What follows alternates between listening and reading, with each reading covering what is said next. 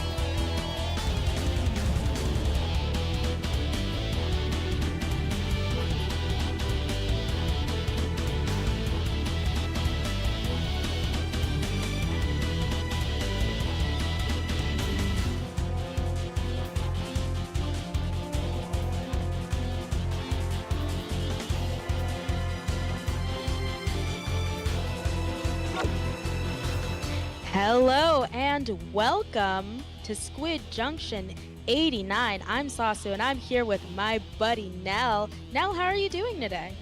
Hi, Sasu. I'm happy to be here. I'm doing really well.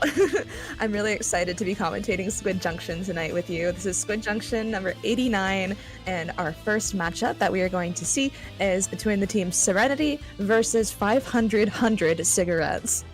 Yeah, definitely can't miss the, I feel like if you're reading to you just 500 cigarettes, no, 500 cigarettes. I feel like that's what, like 500,000 cigarettes? I was going to say, is that 500,000 or is it 500? I think it actually might be 50,000 because 100 is just 2 zeros. So it's like 50,000 cigarettes total. It's just a lot of cigarettes. And in case that's just too many cigarettes for you, of course, they're up against Serenity here. I find the team name quite funny, the dichotomy of the team names right here. I myself am a proponent of like, whenever poor people who have me on like any sort of pickup, I'm like, I want a name that's like, you know, elegant. And I'm very like, I'm fine with joke names as long as it's not my team. I mean, my team is a joke name. Yes. I don't know. I just think it's easier to remember. MP4. Free online converter, but yeah, that's your team tag. I'm talking. Yeah. So tonight we are going to see Serenity versus 500 cigarettes, and the first map mode is going to be Zones Barnacle. Then we are going to move over to Towering Plot, and finally, if we go to a game 3, it'll be Clams on Scorch Gorge. I really personally like this map list so far. I really like Zones Barnacle. How do you feel about it, Sasu? Anyone who's heard me on the mic has heard me relentlessly criticize and dump on this map mode, Barnacle Zones in particular. For me, it can be actually funny enough. I'm realizing now we have 2 edit players on the mic, so I think a lot of the sentiments I have with edit maybe you'll kind of feel me on. But one thing about Barnacle and Dime Zones is that the place is just huge. It's huge, and that means that getting into mid to contest that zone is going to be a tall order. You have to take multiple fights, get off of your plat. No, not your plat. Get off of your spawn into that court area. You have to fight and take that back, then fight and take back your plat, and then finally get back in to mid. And I find that sometimes that can just take so long that, quite frankly, if the other team is at, let's say, 15 and you get wiped, that's not a loss. So it can just be a really lockout heavy place, and both of these teams are going to have to be on their P's and Q's to make sure that they don't wipe. I completely agree. I enjoy this map though just because it has so much space for me to paint and play around. I really like the terrain. But it is kind of miserable on retake, especially if you're in solo or if your team is not, you know, coordinated on when you want to go in. I really want to see coordinated specials to retake corp areas of the map. For example, the plat is definitely a win condition on this map. And like you said, if a mistake happens at the end of the game, like if you wipe with 15 seconds left, it's pretty much over, which is kind of like, you have to play with your head in the game this entire match. So like if it's below 50 seconds, you kind of just gotta lock in. You just be like, okay, we gotta play life. We have to lock in. We have to not die. And unfortunately, this is one of those maps where it's not that forgiving for the people that are defending. But I'm curious to see what we're gonna see come out today. Probably a lot of pain, a lot of shooters. I'm wondering if any of the patch, if the patch will show a little bit more hammers, show some more headits, you know, I'm not sure. Actually, speaking of, I think one of the things that can be quite frustrating for me about this map mode is, as an edit player going up against pencils, I think for the most part, you spend a lot of time on that plat, kind of watching that flank, painting over mid, and of course you have the pencil on the other side, sitting on their snipe, on their plat, just chipping away at you, while you of course can't reach them. I find that that can be a little bit difficult for me as an edit, but I think we're in a bit of a transition transitionary period where some people are still holding on to Pencil for dear life, despite its kind of it going a little bit down in the stonks there. But, so I'm sure we still will see those pencils, but like you said, it might just be a mirror match in terms of edit. So perhaps they're not going to see that problem, but maybe that's just me on the edit kind of being like, this pencil tap shotting me. I mean, I am also an edit player that has trouble against pencils, but it's incredibly map dependent. I think if the map is something like Crab Leg, or if it's something like Hagglefish, where the pencil just completely dominates the map with their range, then as a edit player, I kind of have to step back and figure out a different way of handling the situation. So as we're getting into game 1 of Squid Junction 89, we are seeing Dooley's head at Carbon. We're seeing a lot of good stuff, and we see a DC unfortunate. Alas, the servers are beautiful, aren't they? Yeah, I think that is an unfortunate DC on the side of Serenity. Probably just gonna have to check the old Wi-Fi there, or send an angry letter to Nintendo. About their servers if it was an error like that. But while we wait for those teams to get back into it, we did see the classic pencil versus edit sort of showdown there, and I think the rest of the comps looked pretty standard, pretty meta focused. With I remember seeing a V bucket. I think we saw a crab on the side of Serenity with the dualies. And I'm trying to I remember more about the team with the head, yeah. because I am very you know me. I'm very head pilled. But they did have a carbon roller, and that was interesting to me because I think they're going to go for more of a like sharking and focus on paint type of comp. They don't have a traditional backline, or maybe I'm just like, nope, they both have carbons. Okay, I was like, am I dumb? All right, so hopefully the DCs are gone and we can get into it. Yeah, we have both teams heading into mid here, and also going to be interesting to see those carbons, seeing as though we do know there has been work done to that Trizuka, so it may not necessarily be as easy to get those picks, but we already see, I always say that when you give a carbon an inch, they take a mile. 3 people already going down on the side of Serenity, and now it is going to be, I think it's going to be up to 500 cigarettes to figure out how to get back into mid, since I think before 3 of those members went down on Serenity, 3 were down on 500. So now it's a battle back into mid, and we'll see if they can make it. Yeah, I mean, once again, there's still a lot of time on the board for 500 cigarettes to get back into it. Unfortunately, they suffer a devastating delayed wipe, which gives Serenity a little bit of closure. They're like, okay, I'm sitting pretty for now, but they do have to be aware that these specials can come out at any second. For example, Strikes can come out, Zuka's going to come out soon. The displacement is happening. Let's see if they're able to get the zones flipped. And unfortunately, there's no penalty on the side of Serenity, so unless 500 cigarettes is able to flip the zone and give them a penalty, this may be match point. But with 2 down on the side of Serenity, this is the chance for the zone to flip.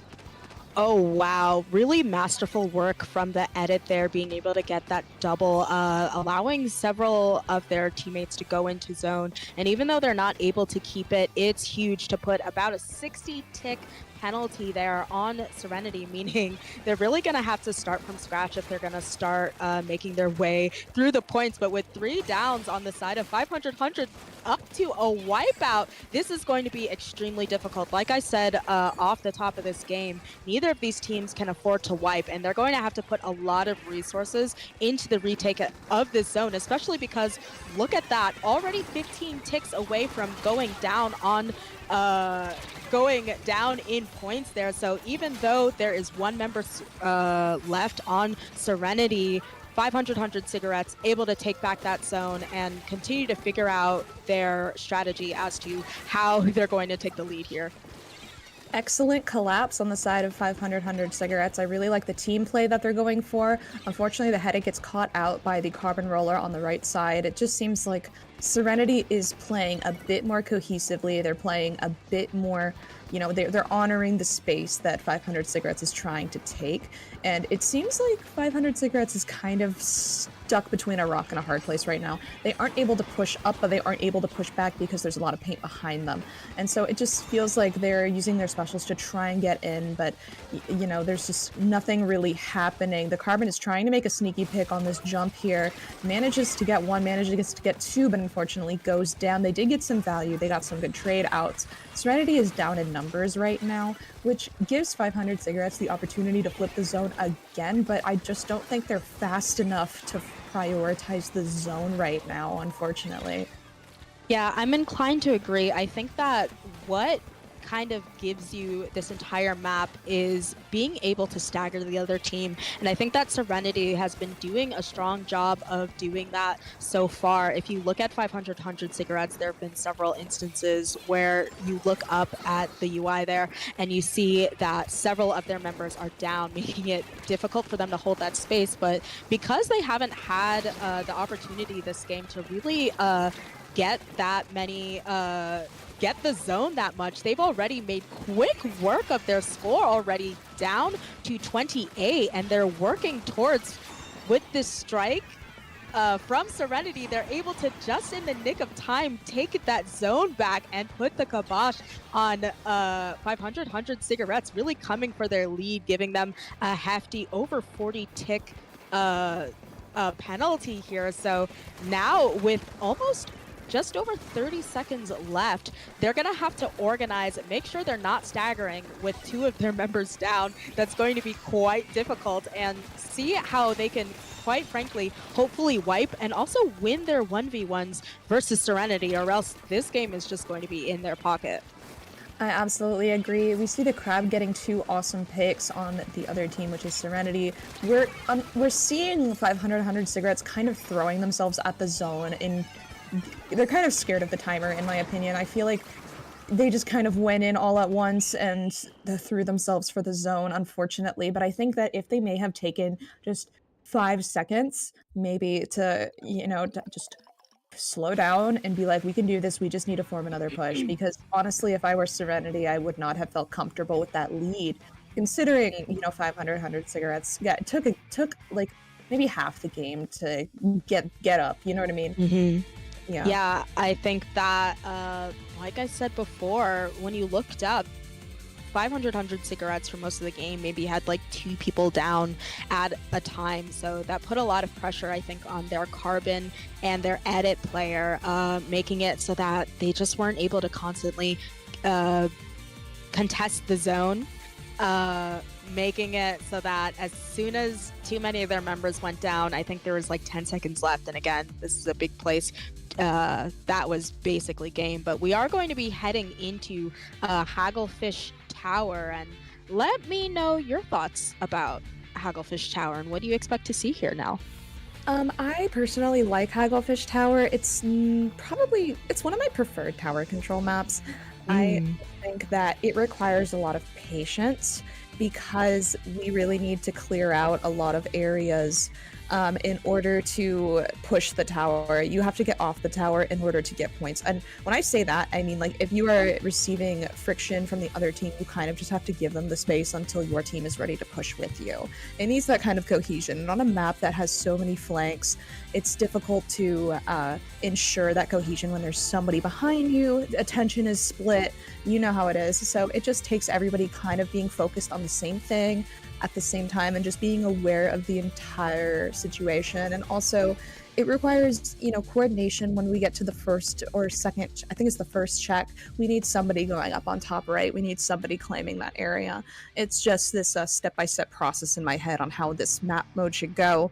So let's see if there's going to be any changes in comps this time. I expect to see the pencil again, and we are not seeing a carbon roller, we're seeing a V roller, and we are seeing a paintbrush. I see that they are going to be taking full advantage of that buff. The paintbrush did get a buff in the previous patch, and I believe it paints a little bit better now. It may have a range buff. I'm not too sure, but I remember that my friend was really excited about it. So, I mean, So, we'll see how it Paintbrush, goes.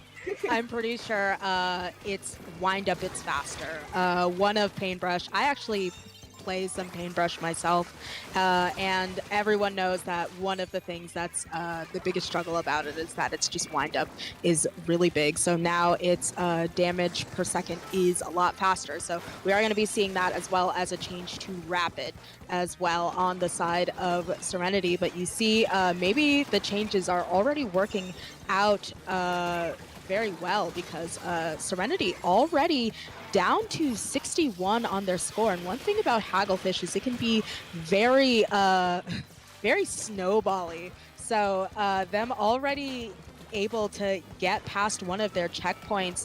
You see here 500 cigarettes, excuse me, trying to keep this space while they wait for their teammates to go back in so that they can figure out how to push. Of course, this pencil already bringing out the cooler for their team so that they can get ready for this push. 2 downs on the side of 500 cigarettes, and now it is going to be time for them to push. So 500 cigarettes has their work cut out for them, because if Serenity is able to make it past this top right section, then it's all going to be downhill from there.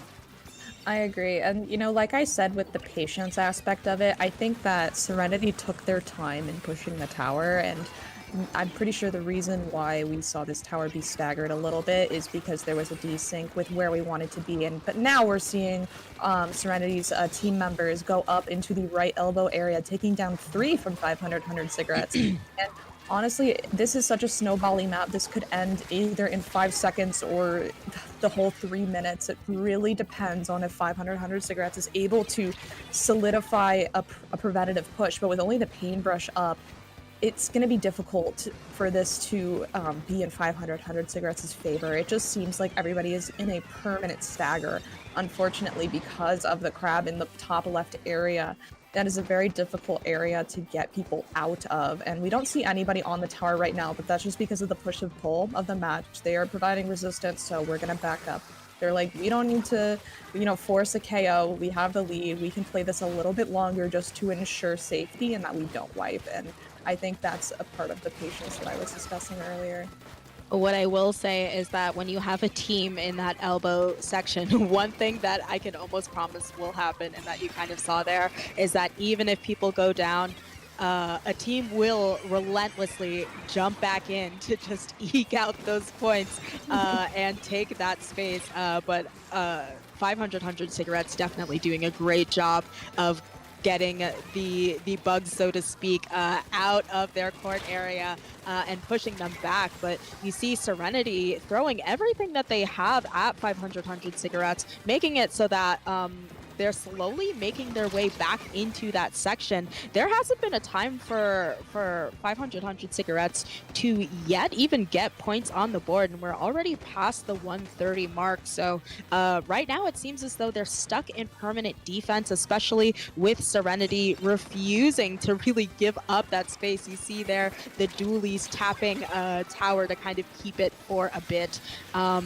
And move forward. And not to be forgotten is that the pushing team on tower is the team that gets their passive special, yeah? So I think with that, 500 cigarettes is going to have to organize, figure out how they're going to use the time to their advantage to make their push, much like Serenity did earlier, and see what it is they're going to do to push with 2 members down on both teams. This is a dire situation. Absolutely. The KDs that I'm probably going to see are going to be brutal. I feel like nobody is all up at one time, and it's just this constant trading, constant bloodthirsty battle. And now that the tower is heading back into mid with 2 down on Serenity, this could be 500 cigarettes' last opportunity to get some points on the board. We see no specials out currently. It just seems like we're in the neutral game right now. We're seeing specials being popped finally with both strikes. Both are saving strikes for the final push to get somebody off of the tower. Serenity has 2 down right now. This is the opportunity to push the tower, but we really just need luck and cohesion on our side and also patience. We need somebody on top right. We need to just cover all of our bases, watch for flank, but also be chill because I think like they're getting a very strong momentum. There's the strikes coming out and we are seeing the dualies hop through strikes and getting the GGs. Yeah, I think that we, with both teams, I think having access to strikes, if I'm not mistaken, those GG strikes were bound to happen. And I think that was part of their win con. That top right, that first check is one of the most difficult places to go past, and once you're past there, you're pretty much made in the shade. But other part of the win con, getting past that checkpoint definitely is killing the person who has strikes immediately and keeping them down. And unfortunately, that just wasn't possible. And that's going to give Serenity the 2-0 match here in bracket. Yep, and we won't have to wait long because the next match is ready, but you will have to hear us yap for a little bit if you're okay with that, chat. But yeah, I feel like when you understand that your win condition is just staying on the tower and you see somebody has strikes, you really just need to prioritize that individual, but they were in no shape to prioritize that individual, unfortunately. They were just not able to go up there and clear that out. We are actually going to run for an ad break really, really quickly, so don't stay stay here, don't go anywhere. Psychology on the chat. Stay here, don't go anywhere. Stay here, don't go anywhere. We'll be back soon with more Squid Junction for you.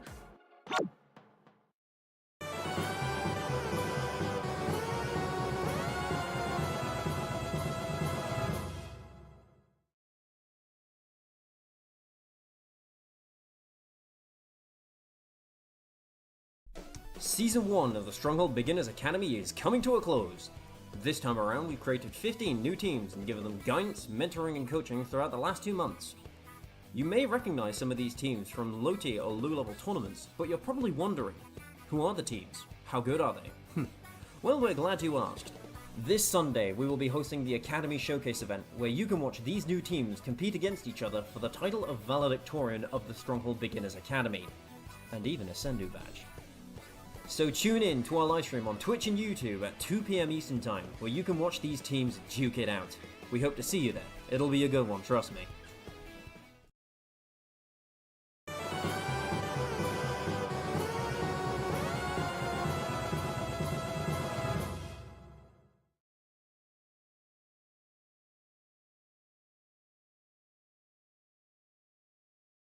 Season 1 of the Stronghold Beginners Academy is coming to a close. This time around, we've created 15 new teams and given them guidance, mentoring, and coaching throughout the last 2 months. You may recognize some of these teams from low tier or low level tournaments, but you're probably wondering, who are the teams? How good are they? Well, we're glad you asked. This Sunday, we will be hosting the Academy Showcase event, where you can watch these new teams compete against each other for the title of Valedictorian of the Stronghold Beginners Academy, and even a Sendu badge. So tune in to our livestream on Twitch and YouTube at 2 PM Eastern Time, where you can watch these teams duke it out. We hope to see you there. It'll be a good one, trust me.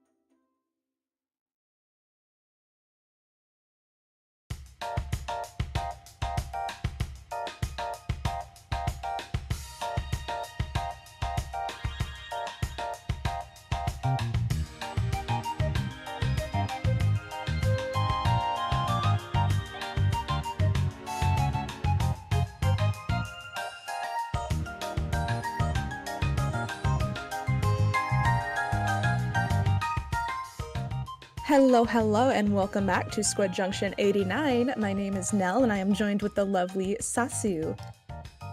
I'm here too. And they are here too. So next up, we are going to be watching the teams Love Forever versus Kegels. How is that pronounced? Am I pronouncing that correctly? I mean, I'm assuming it's Kegels. If it's not, that's very funny that you're just like Kegels or something, and I'm calling you like, you know. No, I know. What's crotch exercises or Somebody had to say it. Somebody had to say it. Listen, I had to get it out there. These are both things that you need in your life. Absolutely. Be a healthy human. Yeah. A healthy life is lots of love and Kegels. Anyways, we're seeing Love Forever versus Kegels. And we currently, let me see what the maps are going to be. Yeah, let's take like a look at these maps. The first map is going to be Zones Umami, then it's going to go to Clams on Museum, then Rainmaker Undertow, and then if we don't do a 3-0, then it's going to be Tower Ship Shape and Clams Scorch Gorge. Yes. My brain activated. Yeah, I was like, let's tag team that one because sometimes I look at the place and I'm like, who? It's like a quiz a little bit. Right? Yeah. So starting with Umami zones. So I myself, I think as the sort of the edit bros here, you've heard of the Super Mario Bros. The I know of heavy them. edit bro. I know of them. We're like the Super Mario Bros except heavy edit. I'm the head it bro, and you're Exactly. also the head it bro. We're together, we're head it bros. The head it bros on the mic. So I true. quite like umami zones. I like taking, especially like if you can be on that top mid. I also sort of like the double zone here in that it's way harder for teams to cheese, though I still have nightmares of the time where I was up against a team that had a Dreadringer and they were cheesing zone and we said, oh, it's umami zones. Finally, we can breathe. And so then they had 2 Dreadringers. Oh my god, that's so evil. I think that this is a really good edit map. I think that this is also a really good carbon map. We've been seeing a lot of carbons in use, but of course, that choke into zone can be nasty. And if the other team is able to wipe you, it can be very hard to drop back into that mid. So the teams are definitely going to have to be on the lookout for that. I agree. I mean, I like this map, but it is difficult. And when I say difficult, I mean it's difficult to coordinate with your team on what you want to do and where you want to be. And because a lot of this game is resource management, and you know, your attention is also a resource. So with there being 2 zones, it's so easy for me to just run forward and be like, we forgot to paint the second one. Listen, if anyone knows me, I am the president of the Paint Zone Club. Like, very often does it happen that everyone is just, you wipe the other team, you're so gung-ho to go bully them and spawn that you are accumulating literally 0 points because someone has not sufficiently painted one of the zones. So I very sheepishly raise my hand. I will be there in zone to paint it, and hopefully these teams will too. We're going to take a look at these loadouts. Of course, of note is that ink brush as well as that pencil with rain on it. I'm assuming especially for this zones here, but both teams making their way into mid. Already an early pick from that pencil, and Love Forever already making their way up, but getting checked and punished for maybe overextending there, meaning that it's now time for Kegels to hopefully paint the zone with their several members up, but it's not going to happen there, denying them those early points. And Kegels, it's now going to be their turn to see how they can make their way out of their court and back into mid. with that pencil checking them. I fully expected to see that brush paint the zone, but no, they just went and ran past just, and I was like, okay, cool, understandable. And oh my goodness, we see the Carving get 2 picks, traded out unfortunately, but with the timer ticking down, Kegels they really need to just kind of make a move here, or else they need to make a penalty now. And we see 2 specials, 3 all going out at once. We see the Dreadringer that you talked about earlier. And with the buff, I am seeing they get the zone, thankfully. They're able to put a 54-tick penalty on the side of Love Forever, and this is exactly what Kegels needed in order to get some points on the board. Unfortunately, the darkness is cooler. We've all been there. It's very unfortunate. We see them preparing for their defense in the future with some ink mines going out, some everything. We see the Reef Slider, and, you know, we see Love Forever just trying to get back in there, trying to make something happen. We see specials coming out, and just punishing and punishing and punishing all at once.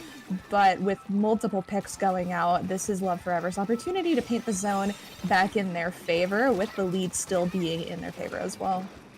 Yeah, I think, interestingly enough, Kegel's playing very patient on their defense and maybe being a little bit punished for that, with Love Forever, of course, making their way forward, painting that zone, having this very well-placed grab, but going down, I think, from behind there, one of their members going down on each side, and we have 3 people down for Kegel, so Love Forever likely going to keep this zone, but and continue to make their way through their points with a very healthy trade there. But it seems as though Kegel's having a lot of trouble keeping all of their members down. You were talking about how attention is important here and special management, and I think that one of the reasons special management is so important here, ooh, we see that Zuka has clearly, as much as Zuka was nerfed, Zuka is still Zuka, and it's the great deleter, so to speak, on the board here. But you see that Love Forever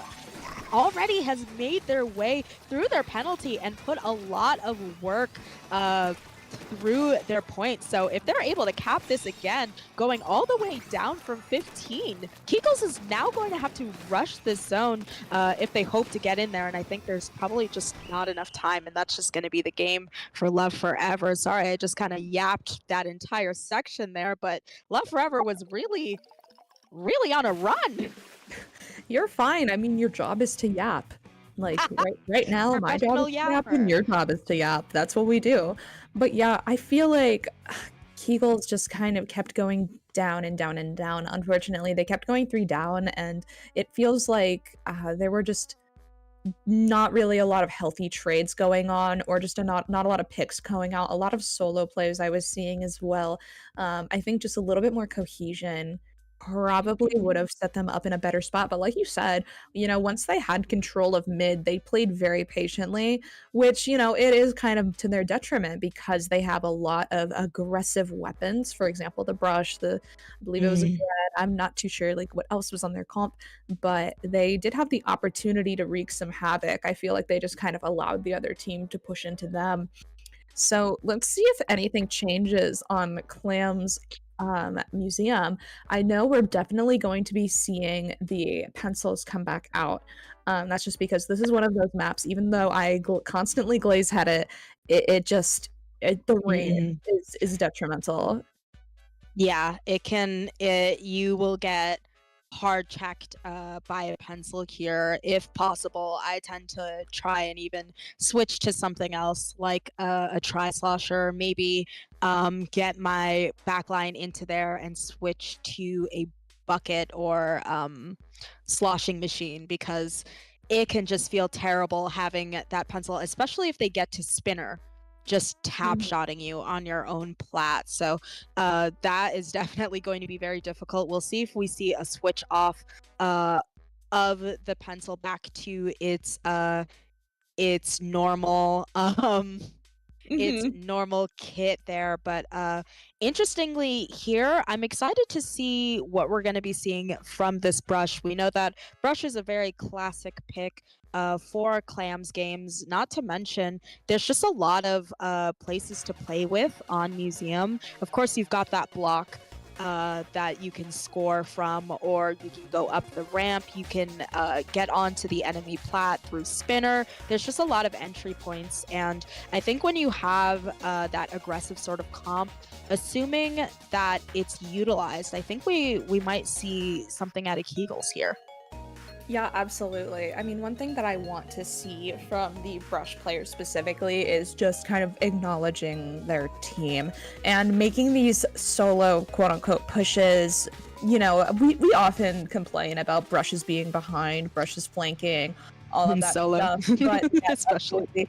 But it doesn't really lead to a long push if you don't have the support. So I'm curious to see what they're going to run here. It looks like there's an incredibly aggressive comp on the side of Kegels here. It is Kegels. They have a sword, a brush nouveau, and a blaster. So we're seeing not a lot of entry specials here. We're seeing maybe the hammer with its buff, but unfortunately to go down, and Love Forever is able to take space on the spinner, the place that nobody really wants the pencil to go, because it just spells doom for the team, and they are already just hurtling clamps into the basket, not wasting any time with this push, really punishing Kegels for these mistakes. Yeah, but we do have this flank here from Kegels to kind of clean up under their basket, which it seems as though they've successfully done. This push is functionally over, so now it's going to be time for Kegels to not just like get these picks, but also make sure that the clam economy is on their side, and it looks like that's just not going to happen. Love Forever getting a lot of picks down on Kegels, 3 of their members going down, and they're already able to break open that barrier and also get several picks. We see 3 members here going down with just the pencil being left alive, and Love Forever already down to 40 with still several of their members under that basket with a tactical jump out, sort of resetting for their time to make another attempt on that basket. So Kegels is not only going to have to figure out how they're going to stay up and diff Love Forever, but also just, I don't know, farm specials and figure out how they're just going to get rid of all these people, because right now they're at a disadvantage in terms of positioning and in terms of special economy. Absolutely. They may be cleared out now unless we are unsure of a flank or somebody sharking around. This looks like that was Love Forever's push. Now we get to see Kegels kind of take some space in mid and get their footing for their own push, but 15 points is really tough to beat. It's very scary when you see that and you're like, how the heck am I going to do that? They really need that cohesion, and the dualies going down is actually really good, really huge for Kegels, because I know that the dualies was causing a huge ruckus, just taking space, just being incredibly aggressive, and it feels like they weren't really working well with that aggression. And as you blink and you miss it, Love Forever is already able to make another push with the pencil, getting crazy picks, just kind of keeping the space on their plat. However, they only have about 2 up. Now they have all of them up, and I just feel like this guy is close to Zuka, this person is close to Zuka, and we're going to see another counter push. They want the KO as much as possible. I think you said it earlier now that one of the things that Kegels is really struggling with is sort of team fights, fighting together. And you particularly pointed out this brush and how brushes tend to kind of go along by themselves. And you see, even in this position, the brush kind of retreating from that fight. But I think that they'd really profit from having their teammates around them, because it seems a lot of the time they're sort of alone. And when you look at Love Forever, they're very much so squatted up. They move as a unit. You see almost no one, including that Carbon, moving alone. So it seems as though every time they're there, they're having to move alone. But the brush, I think maybe getting them that jump by being, yes, it was the brush indeed, who was secretly under there, doing very much so the signature brush solo queue move of being underneath the basket and allowing for that jump. So they are going to go down to 71, which is not ideal, but definitely nice to have some points on the board when you have just 1 minute left and you've yet to make an attempt. So with 2 of those members down, maybe 3 of those members down on the side of Love Forever, maybe it's now time for them to mount a counterattack, and we'll see how this goes with this push. Unfortunately, this seemed like a really beautiful push, but it just feels like everybody went down at the wrong time. Unfortunately, we only see the sword being up, and that basically equals a delayed wipe. It is just terrible news for Kegels, I'll be honest. I feel like they probably shouldn't have scored the original ball. Yes, they have points on the board. However, they basically just gave Love Forever a free pity clam. And so I know that's kind of contentious. I really like seeing the flank. Beautiful cancel of the flank. Really good cohesion. And it looks like Love Forever is scoring again just to ensure their win. They just need to toss one more clam into the basket, and that is game for Love Forever. Yeah, and that's going to put them at a 2-0 here. I think that typically I would argue that when you get a pity in, you're going to want to go down from 100 down to 60 for that scoring to be worth it. But I think in this particular situation, when it comes to Love Forever versus Kegels, I think that Love Forever was very dominant with the clam economy, and regardless of if they have that power clam or not, you saw that they had 2 online there. Having a push down to 15 from 100 was probably maybe not in the cards, so I can kind of see them getting that sort of like desperate push to get those numbers on the board. But speaking of desperate pushes, we will be going into Undertow Rainmaker, and one thing about Undertow Rainmaker is the race is really going to be, in my opinion, for that first checkpoint, because after that, you know, when you walk past that narrow walkway, you just get a gajillion bazillion points per step. So really, you can eke out a heck ton of points once you get there. So I agree. I think that this map is very punishing if you allow the other team to get the first check and you aren't able to fully clear them out. It looks like both of the teams have just sharkers, just people who shark, and I can definitely foresee whoever has the advantage, it's going to be basically impossible to get them out unless they have a wipe.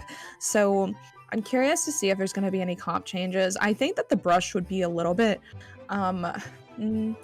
I think I want to see them using a bomb, but that's not me, just telling them use the other kit. It's more like I feel like they could use that type of extra security.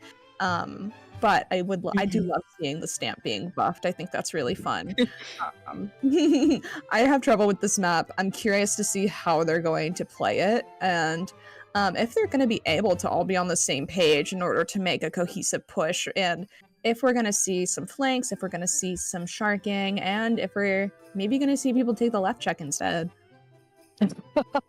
the left checked instead. I would say the right check instead. Most people, I would argue, take it left check because the right check can just be. Oh, I was thinking in the perspective of defending.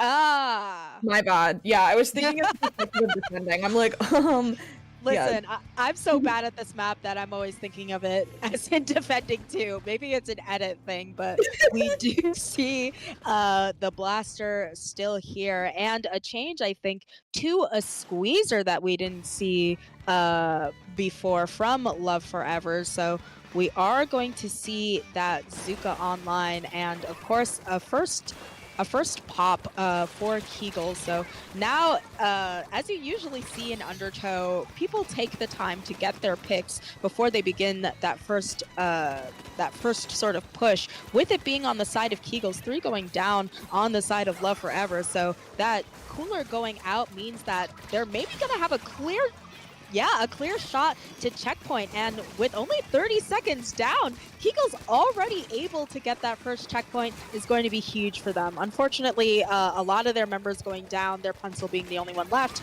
and trying to keep that space as they get Zuka'd, but luckily for them, that Zuka's not going to find any purchase, but Keagle's already with an early lead here. The Zuka nerf is brutal to watch, but it is overall healthier for the game state, I feel. That was a really cohesive, really well-paced push from Keagles. I would love to see them keep that pace up, but Love Forever seems to have a very fast-paced comp with 2 frontliners and the Squeezer, who is just able to take advantage of any, space that they have. And this is Love Forever's opportunity to get some points on the board and break the check for themselves, but it feels like they are a bit more stabilized a little bit. We see people taking different positions.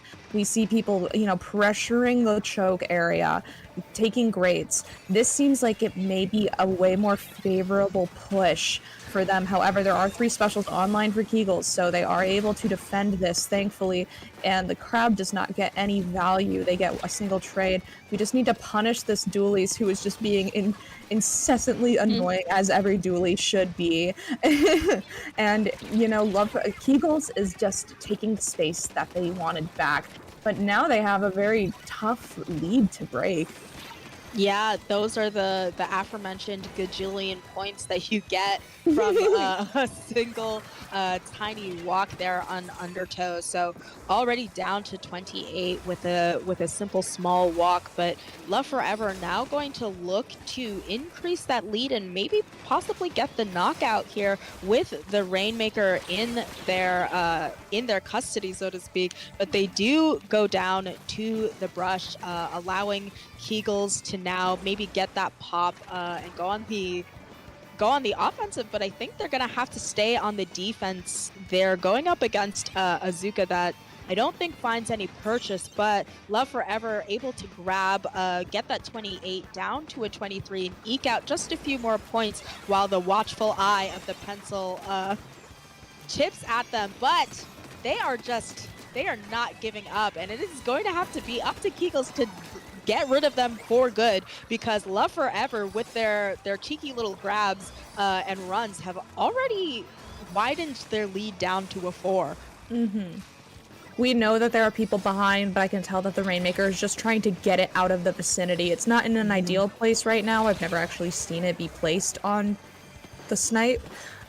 It's not in a convenient place for anybody to go grab, but it does take it out of Love Forever's hands, which is a good thing, and it's exactly what they needed. With about 1 minute and 30 seconds left on the clock, it looks like Love Forever is going to, Keagles is going to have to make a KO in order to get a lead swap, which is a heavy task, but, we're taking our time, we're charging specials. We are making Love Forever waste their specials, not get any purchase. However, with 3 down on the side of Keagles, it's not really looking good. And as you can see, Love Forever is continuing to do this push, even though they have a very steady lead of only 4 points left. And I think that's just because the resource management in this game, time is also a resource. The longer that you have the Rainmaker just kind of lobbing shots and preventing the other team from getting it, that is time that you are getting for your team and just to further guarantee you the lead. And so it's just a mess right now on their plot. Yeah, you've heard lots of people complain about this particular map mode, and what people are complaining about is how stally it can be. Once you have the Rainmaker, once you have the lead and the Rainmaker in your custody, you have very little incentive to then push it, but right under our noses, Love Forever, the entire game they've been making these cheeky little pushes, and not even under our watchful eye, they're able to somehow steal. Wow, I'm just in shock. Did you hear my gasp? I was like, no. And we're gonna, I think, maybe see that on, they have the Rainmaker and they were able to get it. I think everyone understandably facing forward, and quite frankly, I think when you're playing like that, you hear the notification and you just assume it's your own team, so Yeah, I can't even blame them for kind of turning around at the last second and That's being so like, huh? funny. Because I, I had it's to going to call be it the set funny. that's the worst way to lose Yeah. a set as well. The winners of the set 3-0 goes to Love Forever, but Kegels did put up a very strong fight. I think we've all been there at the end. I've been on the receiving end of that, and Oh. also one of my teammates has been the one to have done that, and it is just like, gosh. Yeah. But On as that we unfortunate note, Mhm. we are going to be taking a quick break to sort of get get ourselves together and get ready for the next set. So don't go anywhere. Maybe get a quick snack and then come back because we'll be right back.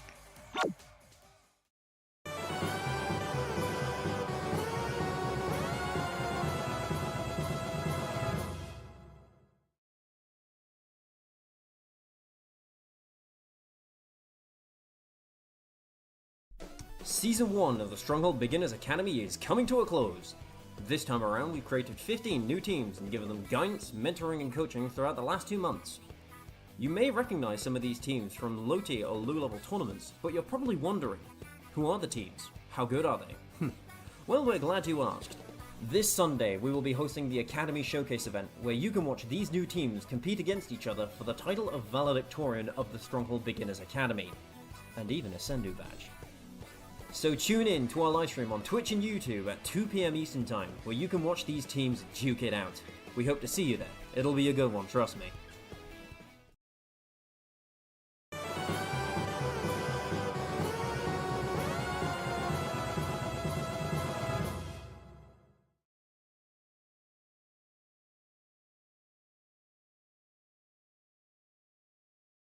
Season 1 of the Stronghold Beginners Academy is coming to a close.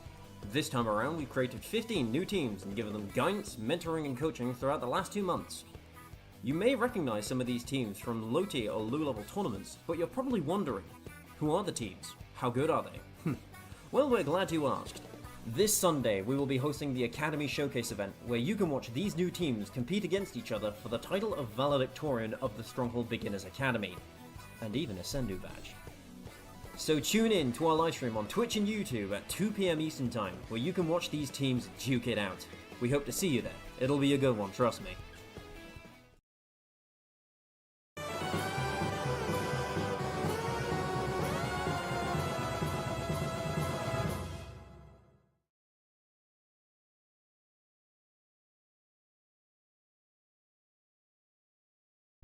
Season 1 of the Stronghold Beginners Academy is coming to a close. This time around, we've created 15 new teams and given them guidance, mentoring, and coaching throughout the last 2 months. You may recognize some of these teams from low tier or low level tournaments, but you're probably wondering, who are the teams? How good are they? Well, we're glad you asked. This Sunday, we will be hosting the Academy Showcase event, where you can watch these new teams compete against each other for the title of Valedictorian of the Stronghold Beginners Academy, and even a Sendu badge. So tune in to our livestream on Twitch and YouTube at 2 PM Eastern Time, where you can watch these teams duke it out. We hope to see you there. It'll be a good one, trust me.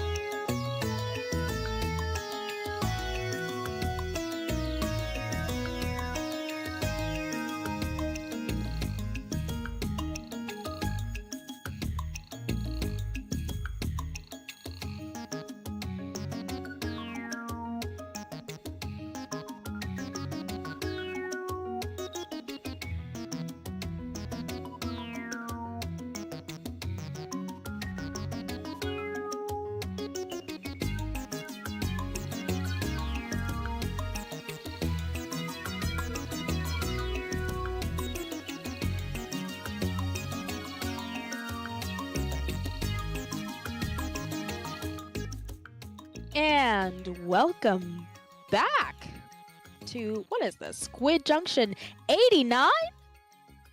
I'm not asking, I know, it is. I'm Sasu and I'm here with Nell, and we are going to be watching Love Forever, who we just saw on stream, versus our first seed, Mickey Mouse House. Hello, Sasu and Chet, and everybody out there watching. Hello again, welcome back. But yeah, like you said before, we are going to be watching Love Forever versus Mickey Mouse House in our, I believe it's not grand finals, It's like regular finals. it's winners bracket finals. So, whoever wins this one will go on to grands, and whoever loses will go to losers bracket, and we'll have to fight through losers bracket. Womp womp. I think if I'm not mistaken, probably not that much. I think they just go to like losers finals, and then they're in losers finals, and if they win that, then they're just right back into grand finals. Really, it's kind of a minor inconvenience, if you will. Just more chances to play the game that we all love, am I right? Yeah. Well, luckily, I think there's the banning of maps, so luckily you're probably not going to come across any like dreaded map modes that you don't want to play, but I'm sure neither Love Forever nor Mickey Mouse House is really going to want to go to losers bracket and have to go through all of that hustle just to get back into grands, assuming even that they win if that happens. So I'm sure both of these games are going to be working hard to just get that buy straight into grand finals. We just finished watching Love Forever versus a team called Serenity. No, I'm so smart. They were fighting Kegels. How can you forget Kegels? Well, in my head, I was thinking 500 cigarettes, but that was the first match that we watched. That was not this match. But yeah, so Love Forever went 3-0 in their best of 5 set previously. So they are riding the high of winning that set. So we'll see if they can, butt heads with seed 1 over here, Mickey Mouse House, and Mickey is spelled wrong. Perhaps Mikey? Or Mikey. Maybe they just didn't want copyright on there. Maybe It's they're Mikey like, House. listen, it's copyright neutral. Don't sue us, Disney. Mikey or Mikey. Mickey Mouse Absolutely. House. But Mickey Mouse House is coming off of a in winter semis. They're coming off of a 3-2 match, and sometimes I find that just barely, I shouldn't say barely eking through, but going to that game 5 can kind of light a fire under you. So even though Love Forever, of course, had a really strong showing in their last set, Mickey Mouse House non-copyright infringement, I think they might have a sort of momentum that helps them in this winter brackets final. Yeah, absolutely. So it looks like one of the teams is currently looking for a sub, so just hang tight. We're gonna give this team a little bit of time until we watch them fight each other to the death. Not really to the death, to the end screen. But yeah, so please bear with us as we kind of figure out how to get through this little kerfuffle. And, life happens. It's a Saturday night. Maybe they had to go to a party or something. Listen, we all know the struggle of needing your fourth. May the fourth be with you. Am I right? Like sometimes you're someone on your team just has bad Wi-Fi, or they get Nintendo cursed and that just nothing's working.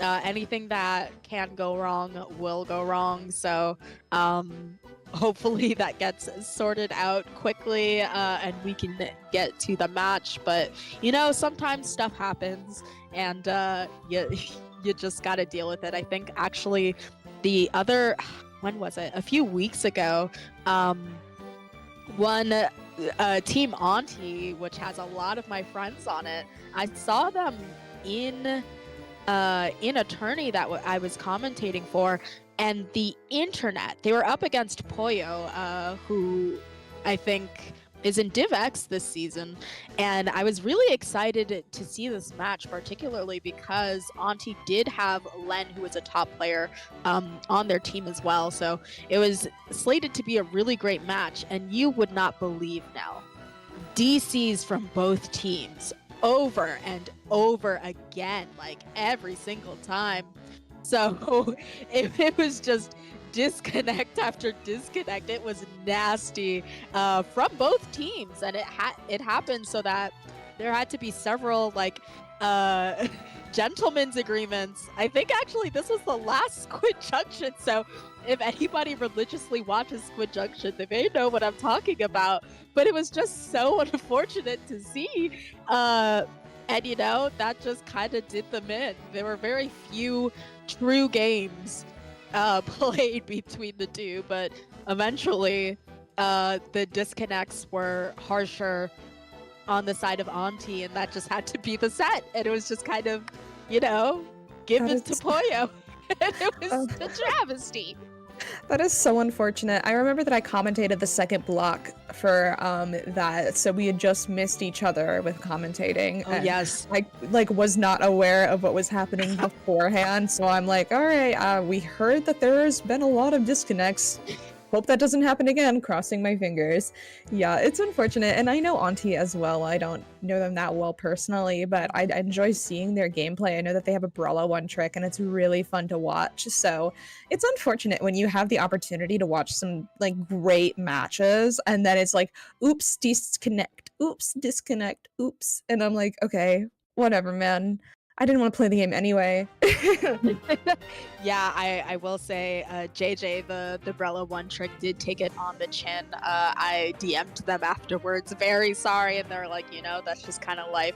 And I'm like, you are taking it way better than I would. That's all I know. But you know, that's why I'm saying sometimes stuff happens and people get tied up, and you have to figure life out. And you know, sometimes it happens also in the middle of a tourney, and you have to scramble and figure your life out. So I can't be too mad at the whole sub situation, because, you know, whether it's the game itself, whether life happens to people, you just gotta go, or whether your whole team is in Europe and it's really late and you all forfeit. This is a reference to the low ink incident. If you do, you know the famed low ink incident? No, I don't actually. It sounds like you're speaking from experience.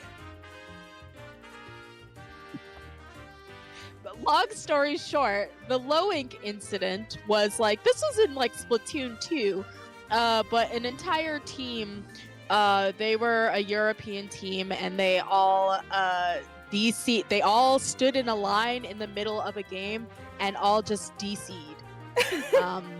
And they said it's late and we're pulling, and that was finals. That's so funny, actually. So I will send you the link afterwards, but it seems as though we've gotten everything together, and we will finally be getting started soon. Starting off on Mako Mart Zones. Especially as an edit player, I want to hear your thoughts about this now. I'm bad at this map mode. Like, full story, I'm just not that good at this map mode, unfortunately. I want to get better. It's more just like, I want to find a safe way to enter back in, but it's difficult if I get displaced. And if I try to, for example, I'm thinking about defending here, if I try to stand on top right, I can easily get picked off by like blasters that are sharking underneath, or you know, other things. And ideally on this map mode, you kind of want to take left. You want to retake from left side so that you can reclaim your stack. But it's difficult to do because you have to enter through low ground. And so it's just, I have a love-hate relationship with this map. I hated it for a long time, and then my former coach was like, well, maybe you just don't know how to play it. And I'm like, well, that's why would you say that to me? Can I not have a preference? But it turns out let me say this. Didn't really know how to play it anyway. I just get off edit when I'm on this map mode. This map mode isn't kind to Splatlings that aren't Nautilus. Of course, like I always say, he who controls the stacks controls the game. Of course, you're gonna want to play the play the map from left to right. Take your left stack, take the right one if possible. And plain and simple, if you're on edit, you're going to spend a lot of time either dropping your charge to stand on top of some sort of stack to swim up that, or you're going to have a lot of blind spots and people who can walk on you, and it's just not very kind to edit players. I myself switched to Tri-Slosher here because another thing that's really strong here, of course, are AoE weapons, sloshers, blasters. You'll often see a carbon here. So for me, that's just a more effective weapon. And of course, I can still have that cooler. People will poo-poo the fact that you don't get as many coolers, but to me, it's a small price to pay for not having to drop my charge to swim up a stack and immediately get gunned down by a splash when I get up that stack. When I tried playing this map, I've been practicing pencil recently, and I know that all of the Heavy Edit fans in the chat, I know you know who you are, and members of hashtag Heavy Edit Nation are very saddened by the news that I am practicing pencil. And so, like, I actually got like bros, we all switch. No, I got like a bunch of tags when the patch came out, and they're like, "No, never pick up pencil again. It's so over." And I'm like, okay. But anyways, I tried to play pencil on this map because normally, if my main weapon doesn't feel like it's suited for the environment of the map, I will try and change it. But even on a pencil, I did not know where to stand here. It just felt like a bunch of awkward, like places to stand were either too far away or too up close, and it's just really awkward. Like you said, this map definitely favors AoE weapons, and that's kind of my mortal enemy. We're kind of like fighting and gnashing our teeth at each other all the time. Yeah, I think that's why with Tri-Slosher, you're a bit of like you can't play too aggressively until you get that cooler out. So I'm sure to get that cooler out for my team, and then I'm effectively a front line, and I'm jumping people to try and get that pick or that trade while I'm coolered. So that's what necessarily works best for me here. But I think that, I as much as we maybe struggle with the backline life here, you do often see that pencil. I think the pencil able to definitely get a great output of paint from far back. Even if they're able to take that left stack, they can be really far back and still be very effective with getting that paint out. But of course, like, I'm going to be interested to see what weapons we see here and how effective like those flanks are, because when you're on as much as he who controls the stacks controls the game, all you need is a cheeky brush or shooter to get behind the stack and just completely destroy you from behind. And then with you down, you can definitely be very annoying on this map. But yeah, I'm looking forward to maybe seeing a lot of like blasters and AoE, but sometimes I see some very shocking loadouts here. Like, I think the other day I was commentating a set for Battle for BIPOC, and I think my little Henlo was playing like a splash and I think a sword and like an edit. Like, a lot of they had like very little to no AoE weapons, and that's at a very high level, obviously. So I guess it's also ultimately up to people's comfort level. If you're comfortable with edit here, maybe they can teach me, because yeah, the edit bros ourselves, we're like, we go somewhere else. The edit bros are like, all right, I'm gonna turn around, and it looks like we are going to turn back around into this match after waiting for a sub for 10 years. So we are seeing AoE, we're seeing a pencil, we are seeing another pencil. It looks like they're opting for rain pencil with the zap, which is a curious pick. I'm actually curious as to why they're running that, but it was been working for them previously. We've seen it in previous matches, so obviously Rain is working. I'm a Rain bro. I enjoy Rain passively, like, and so we see 3 down on the side of Love Forever as Mickey Mouse House is taking space just very quickly. They're coolered up. They are taking all of the important areas of the map that they need to be looking at, and players are mostly just playing for their lives and focusing on specials. Unfortunately, the bucket goes down with a charge special, and we're going to see a crab fight really soon. I do love myself a good crab fight, but it's really nice to see all of these players kind of playing together. They collapse on the same people, and they collapse on the same people at the same speed, which is just really cool. I'm really happy to see that. Yeah, what they say, I think it's that good players win 1v1, smart players win 2v1s, and both of those teams really feeling that philosophy. As you can see that they're fighting together. You see, of course, on the side of Mickey Mouse Club, this pencil here trying to hold this space, unfortunately getting gunned down really quickly there. And you were asking about that zap as Love Forever. Several of their members go down, 3 of them, and a tactical jump out from their pencil there. And I think the reason why they're going this Rain pencil, of course, we have zones here, so Rain really good at putting pressure on the zone. But as much as we talk about the nerf to pencil, one thing people have also been chatting about as we take a look at this this crab fight we saw there, with that crab getting the pick and Mickey Mouse House taking back the zone and capitalizing on their lead, is that Zap also received a buff as well, if I'm not mistaken, to its fighting capabilities. So you're going to be seeing a lot more Zaps due to the fact that it can fight better, and due to the fact that Pencil, of course, doesn't necessarily have the advantage it used to have with its point per special. So I have to wonder if this Zap is kind of like, well, I can just fight really well, so we can still have that Pencil and that range. That's what it's going to be. Mm-hmm.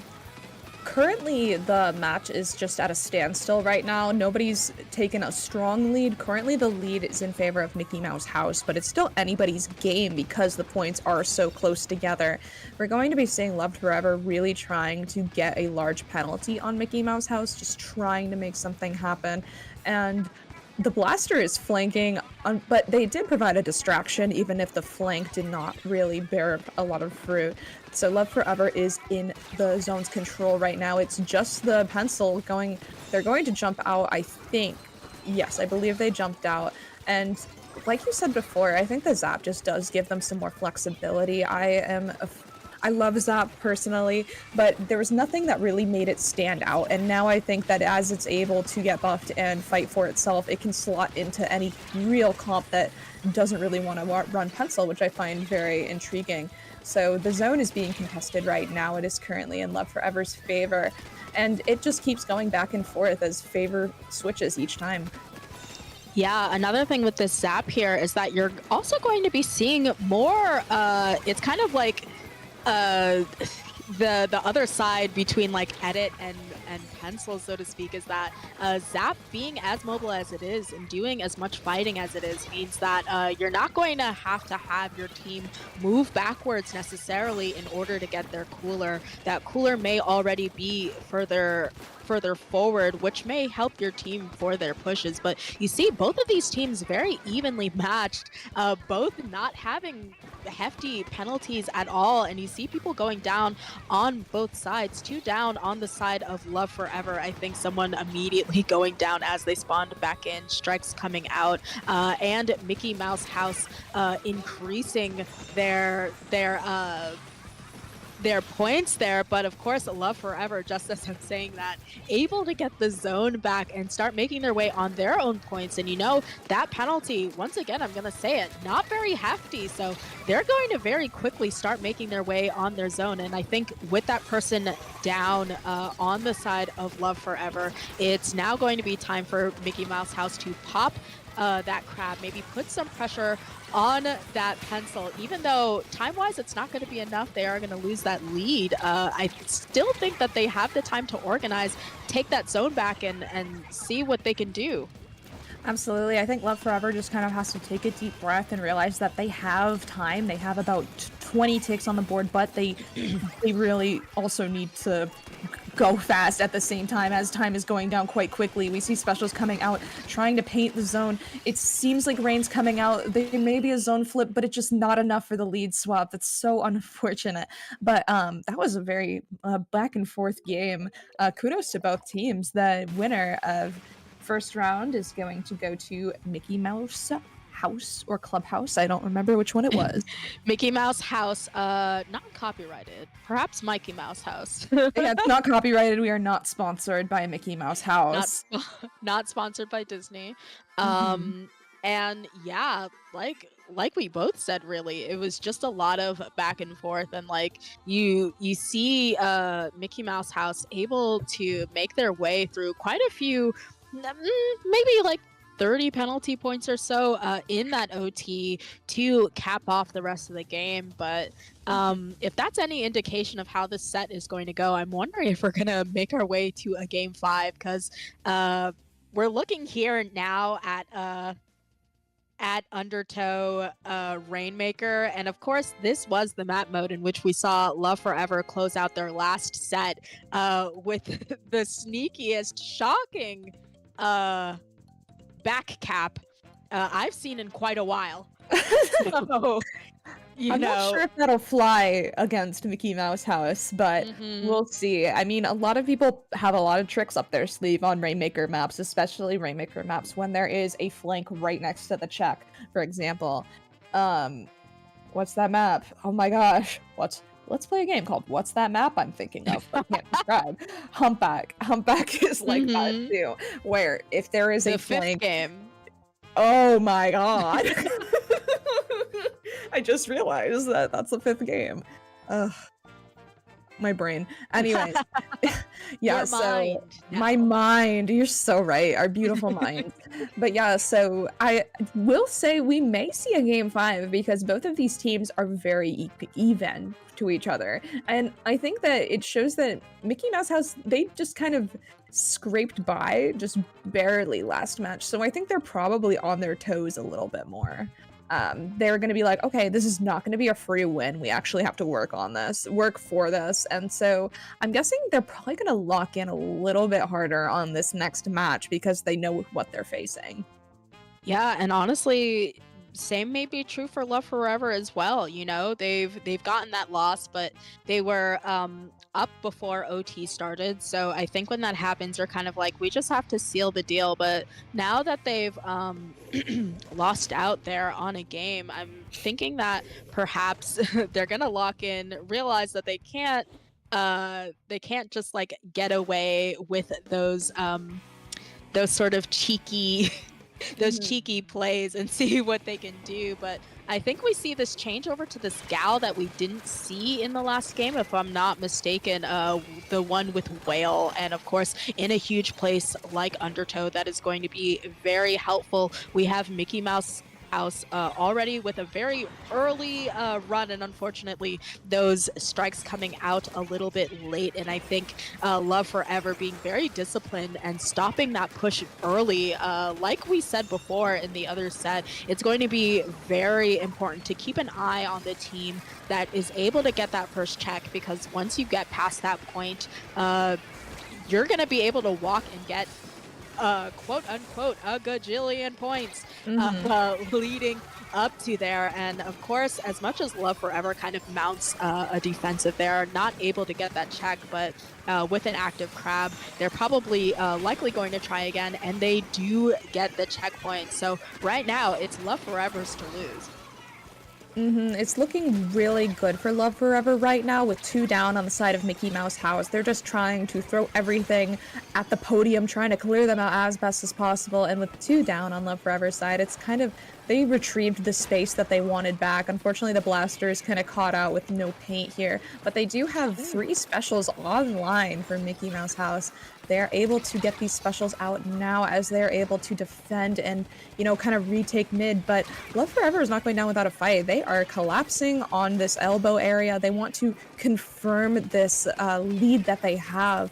And it's basically just this player is confirming that they need to be forced out. I am not going to leave if you don't allow me to leave, which is really important in this map specifically. And so we're seeing 2 specials online from Mickey Mouse House as they are preparing for their push.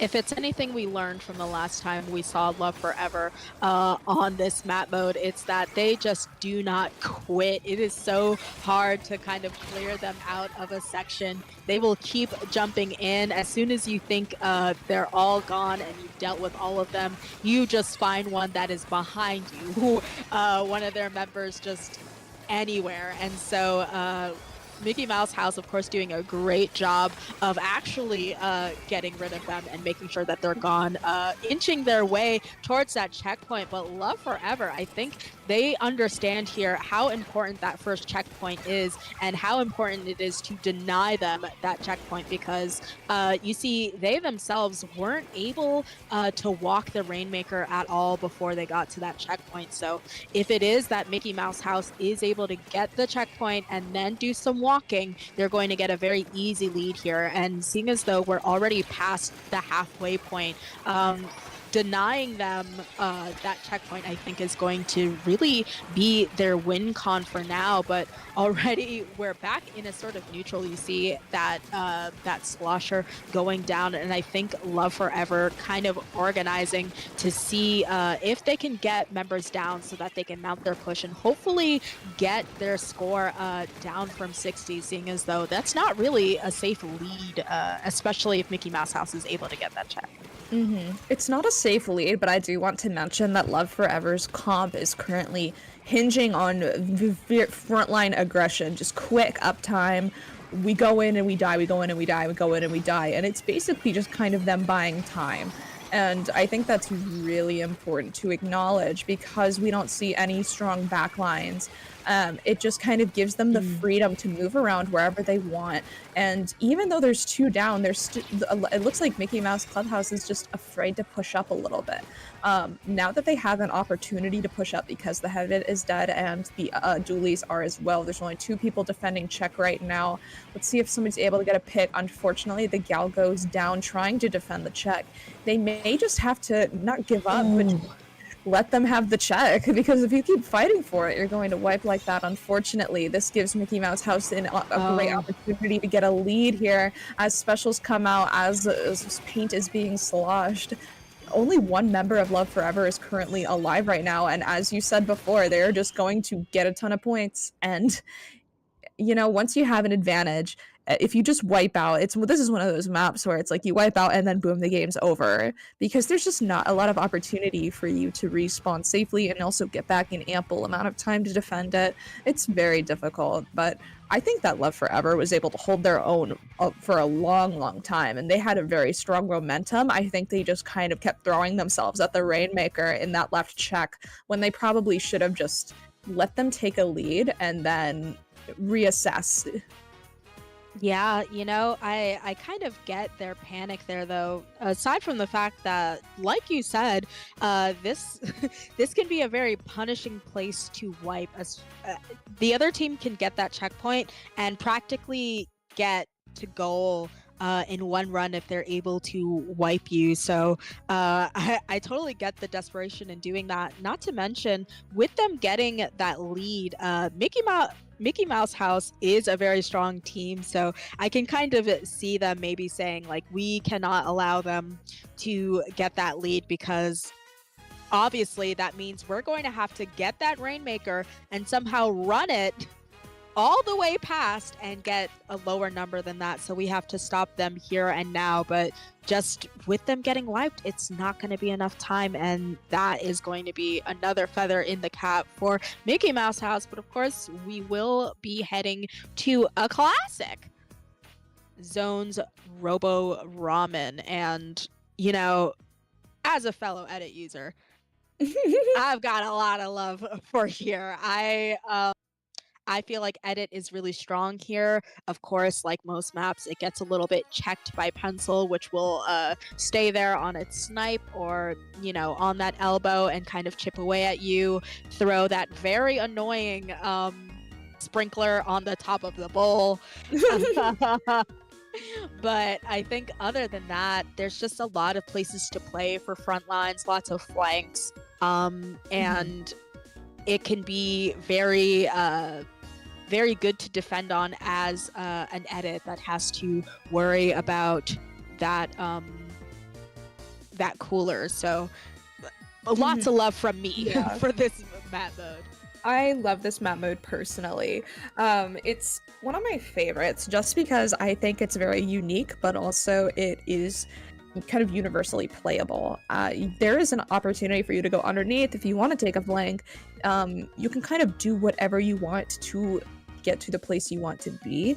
However, there are a lot very strong wind conditions on this map. For example, having hold of that elbow area in that choke. If you have players in that area, it's kind of time for you to just run objective, whatever that may be. But yeah, as an edit, it's a beloved map by me because it provides a lot of good places for me to stand, a lot of good turf to ink. And I feel like if you are a traditional charger or a backline user, you kind of are limited to where you can stand and feel like you are able to stand safely. And so, enough yapping about headed, unless I see it and hope that I can yap about it more. But no, we are going to see a just V wiper. We're going to see the pencil come back out, the red pencil. We saw that it worked for Love Forever previously with the rain. I think that is just their pick for zones. And so currently we are just seeing a fight for mid as both teams are kind of just scrambling for the first points on the board. And a beautiful bait and switch out from this blaster user. Beautiful double. And we see 2 down on both sides. It's pretty even of a game, even though the points are ticking down in Love Forever's favor. Yeah, it is a lot of back and forth. We see these strikes going out as well as a crab. So really, Mickey Mouse House throwing everything, including the kitchen sink, at this zone here to try and get those picks. But of course, I think that Slosher getting punished down there. So Love Forever really staying in mid, staying very careful, understandably so. They are up against Mickey Mouse House, but you see that stamp, it got buffed, but apparently not buffed enough, unfortunately, going down. And 2 members going down on Mickey Mouse House as well. Pressure on that crab that is really far back, likely not going to get any picks back there, while Love Forever really widens their lead here, down already to 40 with only a minute 30 out of the game. So now, like you said, with Love Forever kind of setting up on that elbow there, even though 2 members are down, they are in a really great position to possibly take the rest of the game. Exactly. All they need is about 10 ticks left, but unfortunately with 2 members down, only the Zap is alive. They're going to have to give up the zone here for their own safety. Unfortunately, it was a delayed wipe, which just allows Mickey Mouse House to take the space that Love Forever was formerly taking for them. So, as you can see, nobody's wasting any time. We're just like, let's push up, let's push up, let's push up. But I think that they overextended just a little bit. Probably just some sort of desync. But now that we're back, we have Crab, we have everything. But Mickey Mouse House is quite good at playing these angles where they know that people are going to be. They're very good at just like understanding where players want to be and just bombing that out even if nobody's there yet, because it's preventing them from moving forward. Love Forever is back in charge of the zone, just kind of wreaking havoc in Mickey Mouse House's base here. We see another member go down, but it's still in favor as this wiper is going to charge Stamp quite soon. See if they're going to be making a pick, but unfortunately it goes down. There's only 13 ticks left in their penalty, but it's going to be back in favor of Mickey Mouse House.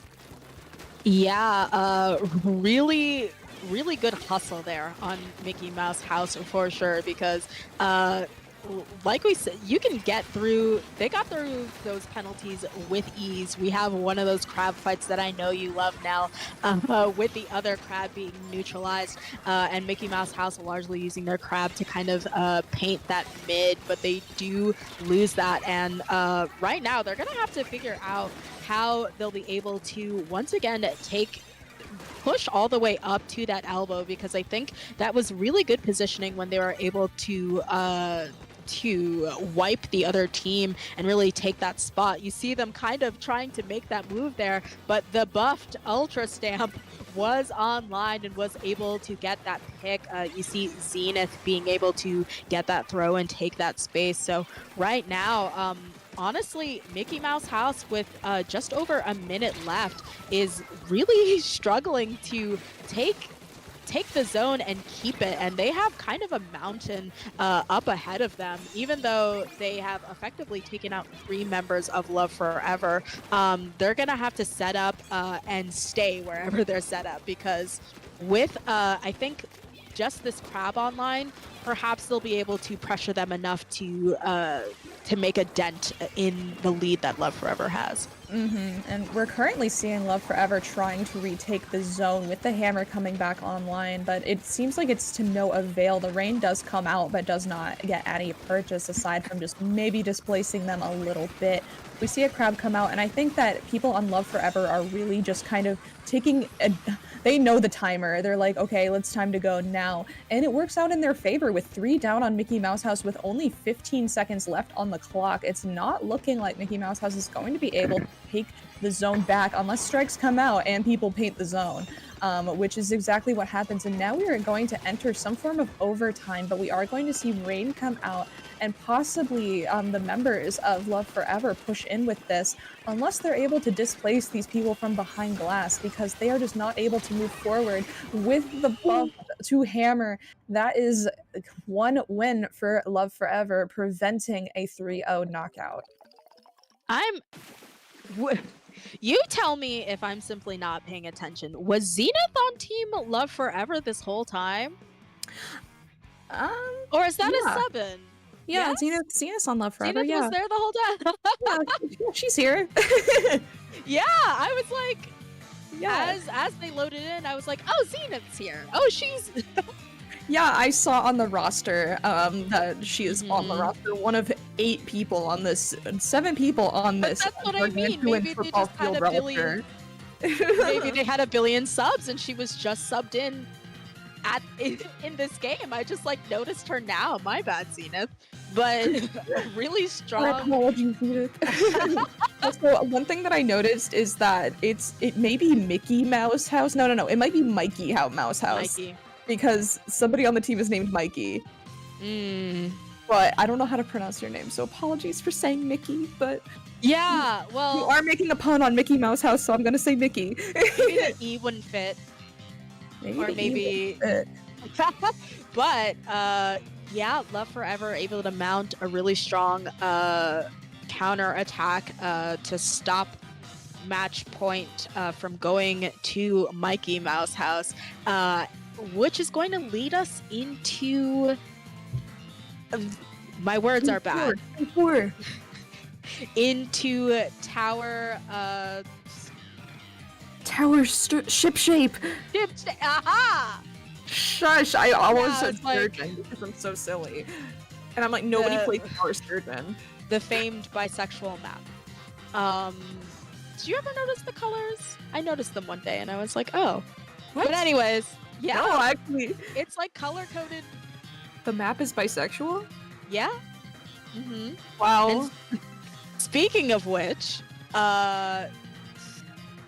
this is going to be a tale of getting those stacks, 2 of course on each side, and this map mode can be, I think it's maybe one of the most snowbally tower maps probably that's tournament legal. So both of these teams are going to have to work very hard to stop the tower in its tracks when it gets going so that the other team does not get enough momentum. And we see Mikey Mouse House already working on that project there. Not able to take out those jumps despite the 3 people that went down. And you see almost none, neither of the teams able to really get any significant points on the board. So I think they know just how extreme this map should be. You see a bit of the Zuka nerf there maybe, because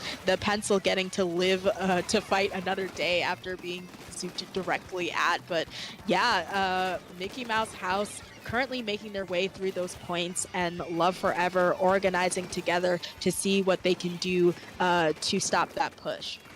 Absolutely. I think that Love Forever really needs to lock in on their specials. They can't be throwing themselves right now because that tower is going to be continuing to move forward unless somebody from Love Forever is able to push it in the opposite direction. We see 2 specials online for Mikey Mouse House.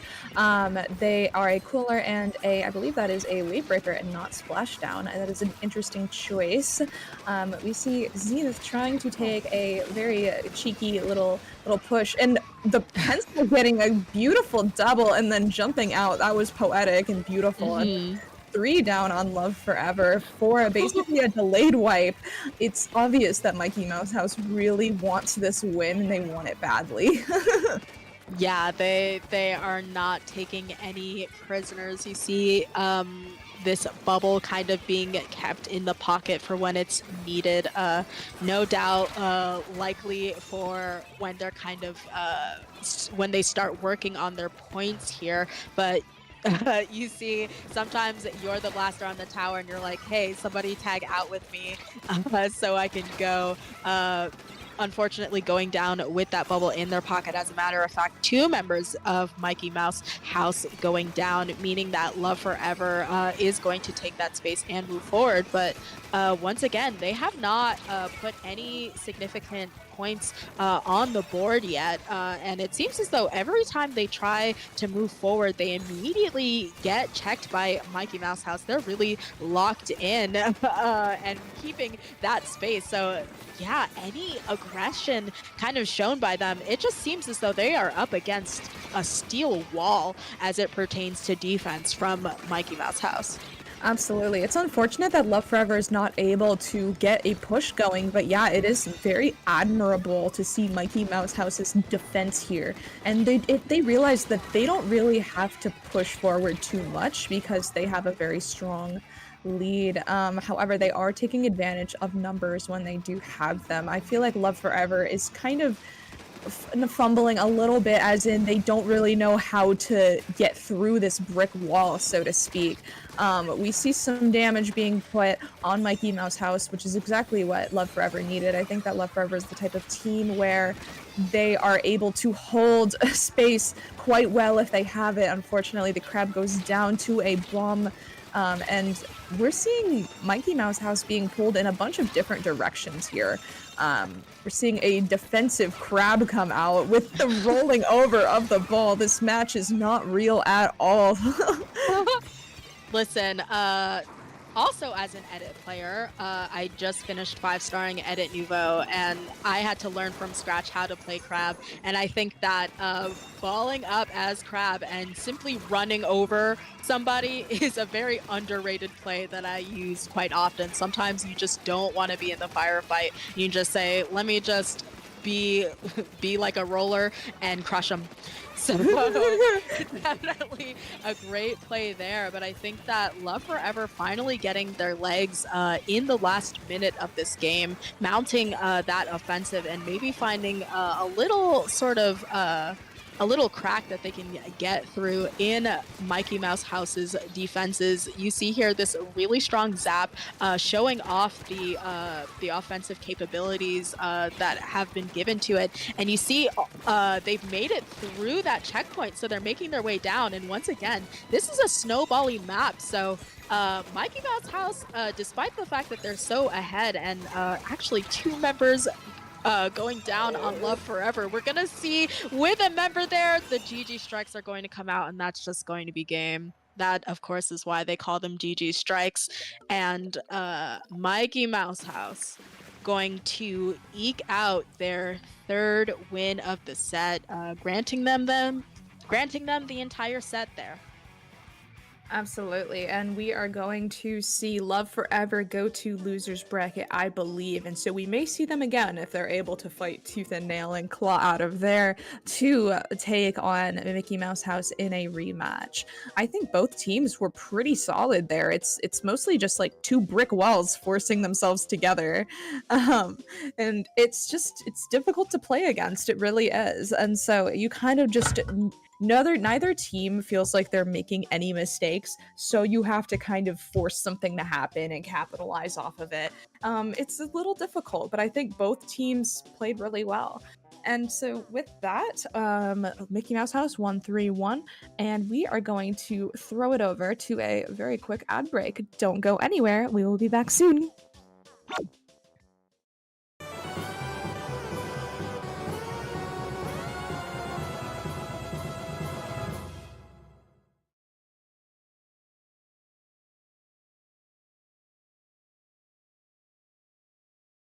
Season 1 of the Stronghold Beginners Academy is coming to a close.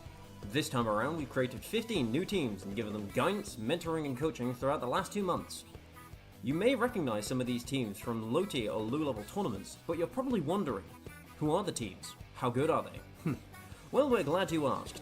This Sunday, we will be hosting the Academy Showcase event, where you can watch these new teams compete against each other for the title of Valedictorian of the Stronghold Beginners Academy, and even a Sendu badge. So tune in to our livestream on Twitch and YouTube at 2 PM Eastern Time, where you can watch these teams duke it out. We hope to see you there. It'll be a good one, trust me.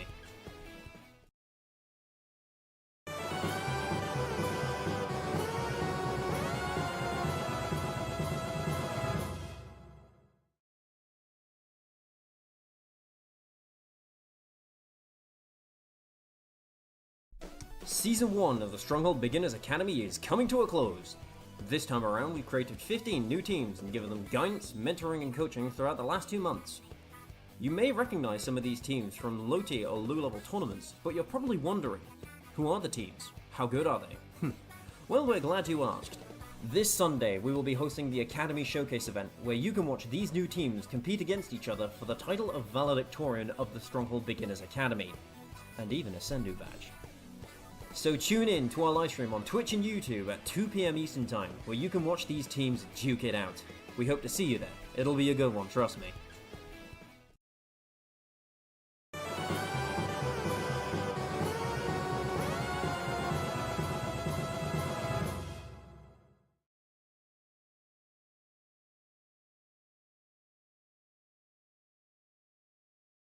Season 1 of the Stronghold Beginners Academy is coming to a close. This time around, we've created 15 new teams and given them guidance, mentoring, and coaching throughout the last 2 months. You may recognize some of these teams from low tier or low level tournaments, but you're probably wondering, who are the teams? How good are they? Well, we're glad you asked. This Sunday, we will be hosting the Academy Showcase event, where you can watch these new teams compete against each other for the title of Valedictorian of the Stronghold Beginners Academy, and even a Sendu badge. So tune in to our livestream on Twitch and YouTube at 2 PM Eastern Time, where you can watch these teams duke it out. We hope to see you there. It'll be a good one, trust me.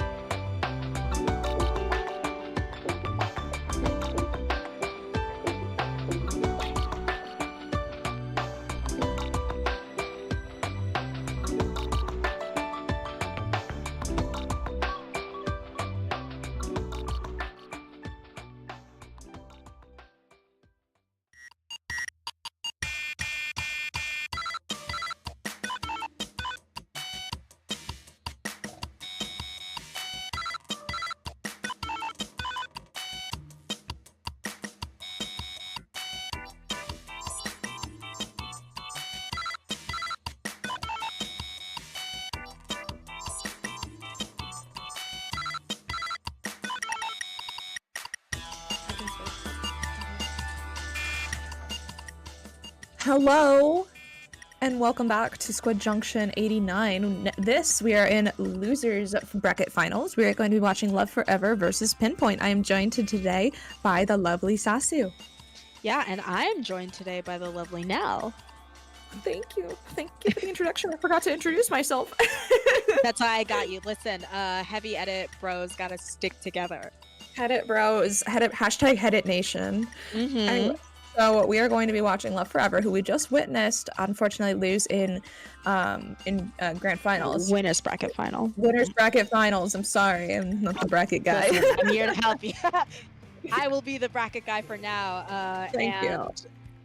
We will also be seeing, interestingly enough, Ren here on the heavy edit instead of the pencil that you usually see them on there. And we also see those staples, that brush, and quite an interesting comp coming out of Pinpoint. And of course, Love Forever running what we have been seeing them running on stream thus far. But you see Pinpoint here with an early cap on the zone, getting several members of Love Forever down and really organizing, getting ready to just kind of do away with them, still holding on to zone down to a 43. Of course, that stamp coming out, the gal not effectively able to deal with it, unfortunately, that being absolutely camped there, I think, by Zenith on the wiper. But if it's anything, we haven't had to talk about it much, but I think that is out of that dapple a reef slider to cap that zone. So of course Love Forever is going to have to organize and see what they can do about that reef slider, because it has already put the zone back into the hands of Pinpoint, who are already at halfway through their points. Absolutely, and I do want to mention that Dapples did also receive a slight buff in the recent patch. It is, I believe, a range buff on Dapples, and it overall just makes it a little bit more comfortable to play. So I am excited to see an uptick in Dapples as opposed to, Dreadringer as the resident reef cheese. And this Dapples is just kind of tearing up everything and everybody. They have a beautiful triple, unfortunately not able to pop the reef slider, but they do get purchase out of the triple there. And we are seeing the zone being contested by Love Forever because Pinpoint is still in control of the zone. We're kind of seeing Love Forever just taking a few drops. We see Zenith try and take right stack here, got a cheeky pick off of the brush, and I really do like to see the brush. I completely got distracted by the hammer buff coming out and absolutely ruining somebody's day. Yeah, I think that it is interesting to see that these teams in tournament are utilizing these weapons and these specials that have been really buffed. Of course, we saw that sap. We've been seeing that stamp. And you see this brush doing really well, I think, with a triple, popping that, my brain is messing up. The zip there to get several picks. So they've been on a bit of a rampage before they finally were able to put the kibosh on the nasty rampage of that brush. And finally Love Forever is back in the zone, is on their way to start working on their points once again. But of course, not going to be able to do that without any pushback from Pinpoint, who is able to get 2 of their members down and already take that zone back. It's very interesting to me. It feels like Love Forever is not able to get this type of stability that they're used to. Like we've seen in their previous matches, once they get some form of stability with their map control, they are a force to be reckoned with. And we see that now with 2 going down on Pinpoint. We're trying to collapse on this gal on the left side, unfortunately to no avail, but the gal is in a sticky situation right now. We see collapsing on who we can. Zenith goes down, and the jump does indeed go down, and Pinpoint is just honestly on fire. Just they only have 30 ticks left in their penalty, and it's looking pretty good for them. They just have to make sure to live, and I believe that the Dapples are. I thought they were going to be saving Reef Slider, but no, they exploded Reef Slider all over the place. And so now we're going to have to see them charge another one for a possible GG's, but it looks like Love Forever is really, feeling the fire lit underneath of them as the time is ticking down. We only have about 10 seconds left. We see people trying to farm last second specials and outpaint the rain. And the first match and losers finals will go to Pinpoint. Yeah, really exemplary, methodical work from Pinpoint there. I think that Love Forever kind of struggled with their scrappiness and their ability to really win those 1v1s. I think that Love Forever, of course, has some very strong members mechanically on their team. So I think a lot of it was just kind of going into those 1v1s, maybe confident that they can get the picks, where you really saw Pinpoint just kind of hunker down and get the picks that they needed to get. So definitely really strong work from Pinpoint, but we're gonna see again. I think last time we saw, once again, Love Forever on this map mode, they were extremely dominant, and they took no prisoners. They were basically on the enemy plat like the entire game, and they just kept coming and coming, to the point where the other team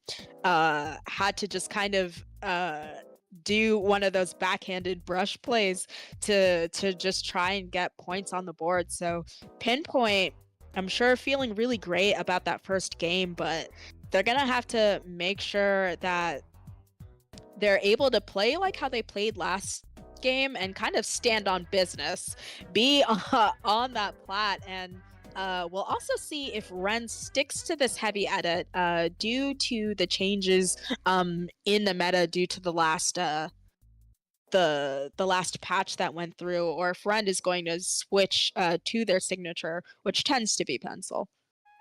I personally think that this is a pencil map. There is not a good reason to use headed here unless you just really want to push it as much as possible. For example, me. Ooh. But we actually aren't seeing that at all. We're seeing the headed on both sides. Okay, prove me wrong. Maybe Yep. hashtag headed Pencil Nate is back. Pencil is gone gone. dead.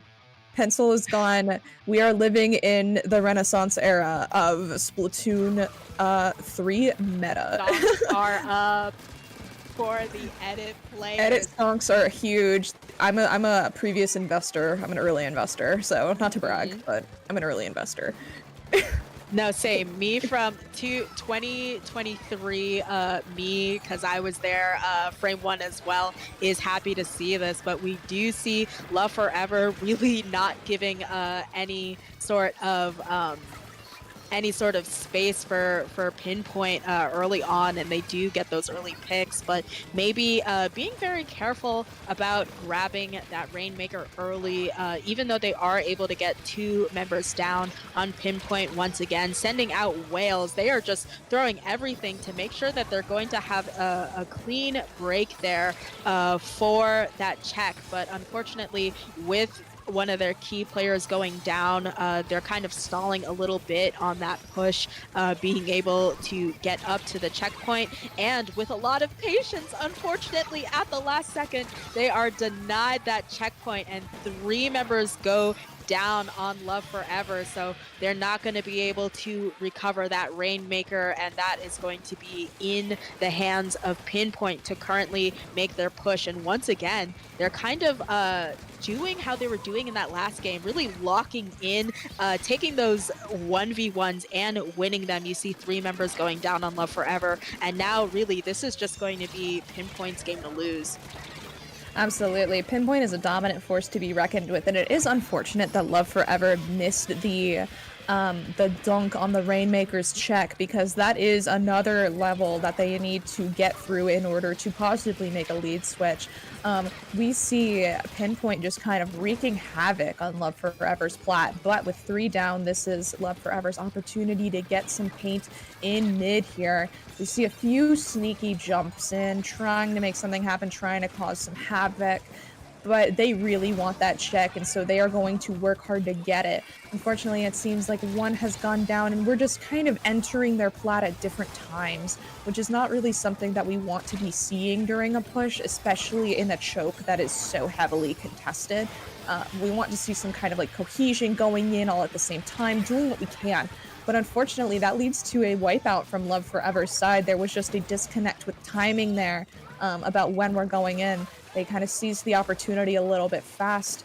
But as you can see, we see Pinpoint just kind of hauling to their to the enemy's plat. However, they do have the manpower to back it up, and that's why they are able to possibly get a further lead here.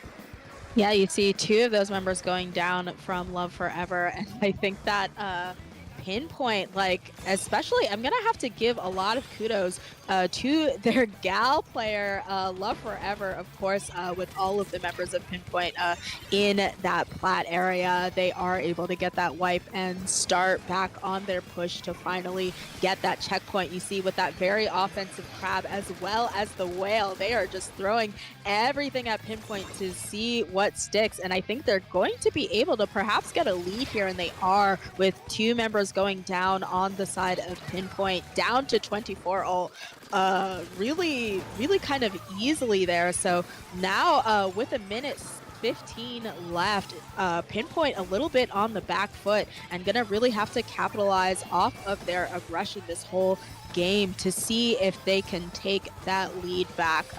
One of their members going down, and they're gonna have to coordinate here to try and get up this ramp, because especially as the edit player, who's usually going to be the person holding the Rainmaker, I can tell you, you need your team to really coordinate about going before you on that ramp, who is going to go, and etc. etc. Unfortunately, that does not go well for Pinpoint in this particular push, but Love Forever definitely being very dominant with keeping this Rainmaker, and I think the name of the game for them now is probably going to be extremely stally and see what they can get away with in this last 20 seconds or so. We see Love Forever stalling the Rainmaker on a location of the map that is inaccessible to normal players, and so we see that if you make like it's a difficult jump to make, is if you make the jump from the mid spinner, you're able to land it on this uninkable pane of glass, and so that is kind of what they're doing. They're just stalling it out there until time goes off. So that is about all that we can see of the game. Is going to go to Love Forever.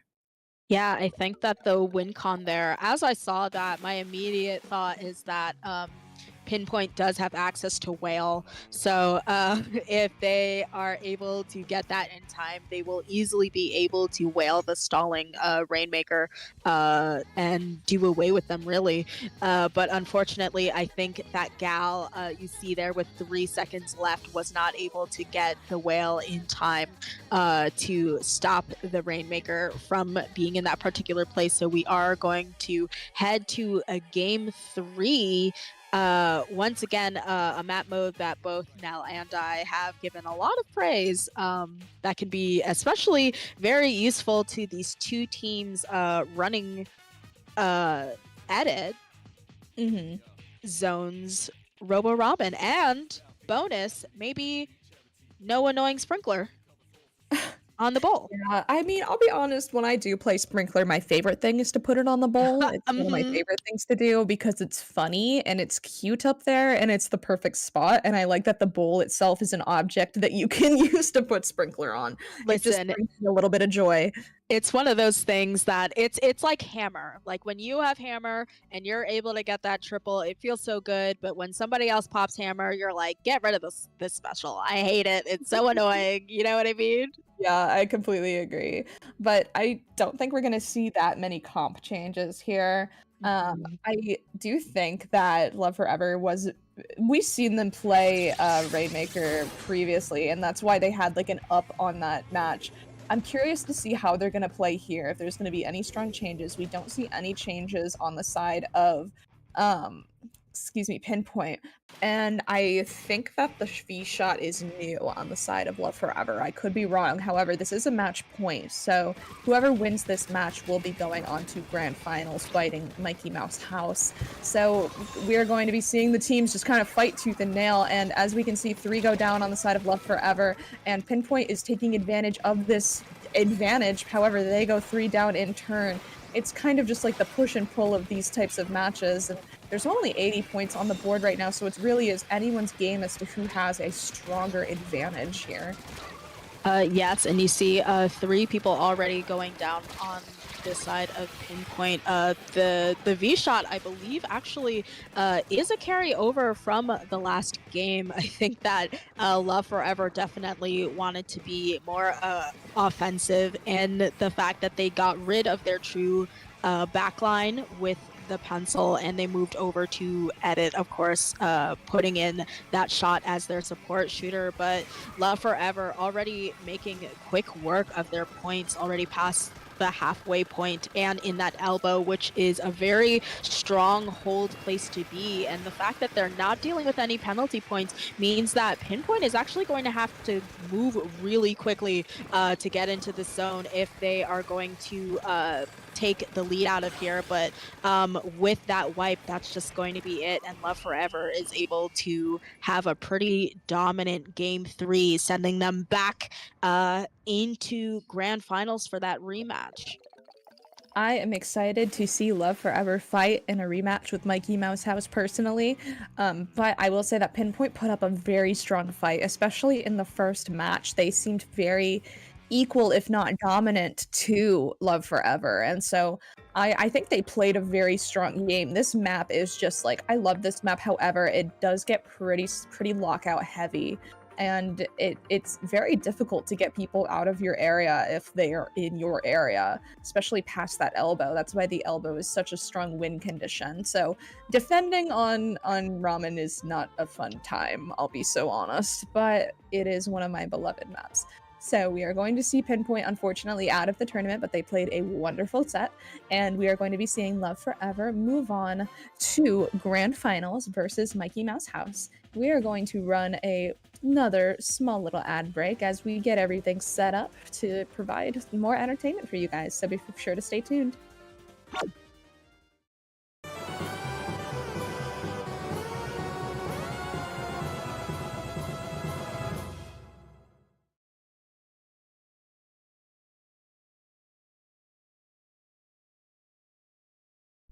Season 1 of the Stronghold Beginners Academy is coming to a close. This time around, we've created 15 new teams and given them guidance, mentoring and coaching throughout the last 2 months. You may recognize some of these teams from low tier or low level tournaments, but you're probably wondering, who are the teams? How good are they? Well, we're glad you asked. This Sunday, we will be hosting the Academy Showcase event, where you can watch these new teams compete against each other for the title of Valedictorian of the Stronghold Beginners Academy, and even a Sendu badge. So tune in to our livestream on Twitch and YouTube at 2 PM Eastern Time, where you can watch these teams duke it out. We hope to see you there. It'll be a good one, trust me.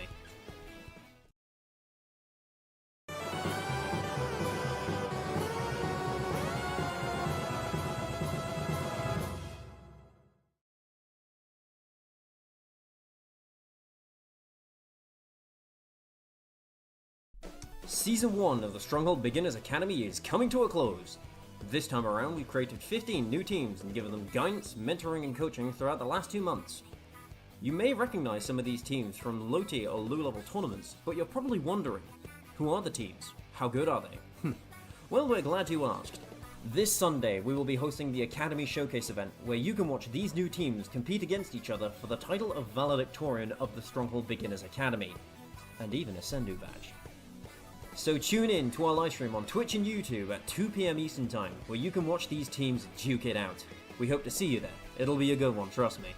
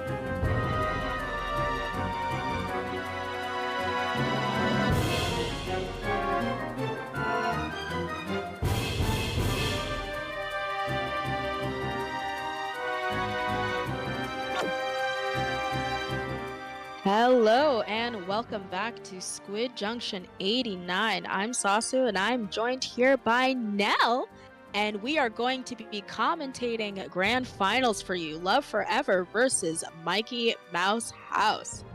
Hello, Sasu. Hello, everybody in the audience. As we go into grand finals, we have been following Love Forever throughout this entire journey. Probably like the past 3 sets, we've been seeing them just kind of tear things apart, claw back up through losers bracket only to get back into grands. And so let's see if Love Forever will force a bracket reset on Mikey Mouse House and see what goes on here. So first we are going to go for umami zones. We've talked about this before, but this is the type of map that needs a lot of player cohesion. Player talking to each other, players being smart. Oh, it's that time of the night where I just say, players be smart and you'll be good. Yeah, sometimes, this is why usually there's sort of a change of hands in commentators here, but we're here in grand finals. We're like Nell and I, we're the edit bros. We're like we can tank it, we we could do it. So I think that let me check back here. No, this is the first time they're going to be doing umami zones. Love Forever and Mikey Mouse House, of course, have already gone head to head already. Mikey Mouse House was able to take it in a 3-1 set. So I have to wonder if they're going to be taking the information sort of based on their prior games into these incoming sets. Of course, the two have already played Rainmaker Undertow against each other. So they have a little bit of intel there.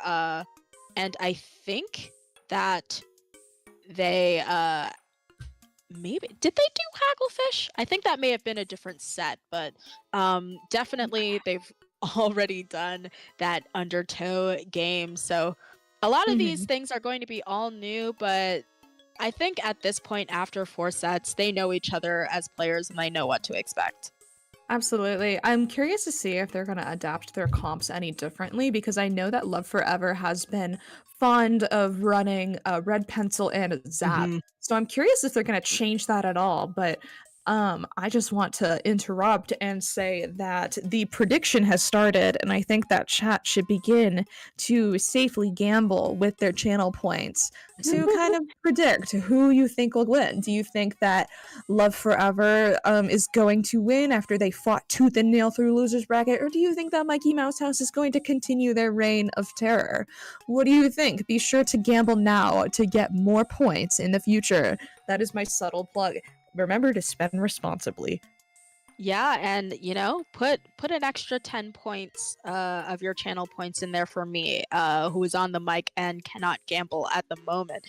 But I think that you were mentioning Love Forever's very unique Red Pencil Zap combo. We saw them sort of abandon that in their last set up against Pinpoint. So we'll see if they go back to what is more standard for them, and they have, as we can see here. Back to Red Pencil. The edit is back in the locker, much to my chagrin, but we are seeing once again that very standard comp out of Mikey Mouse House with that blaster. Interestingly enough, I believe the one maybe with Wavebreaker question mark. I probably should have checked that, but certainly not the one, not the custom blaster there. But Mikey Mouse House already out to an early lead, popping this very aggressive crab, and I think with enough members of Love Forever going down, Mikey Mouse House is looking to maybe get into that choke and make it very difficult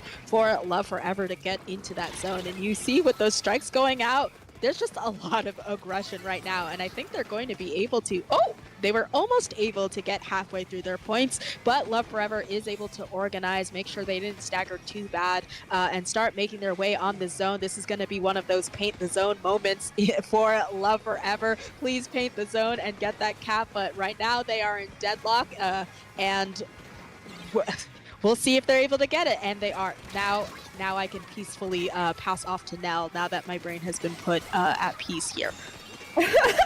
You just had to get through that little kerfuffle that you were watching, and you're like, I can't toss this off now. They're almost done painting the zone, and then they weren't done painting the zone for like 20 seconds, and it's like, okay, they're almost done playing the zone.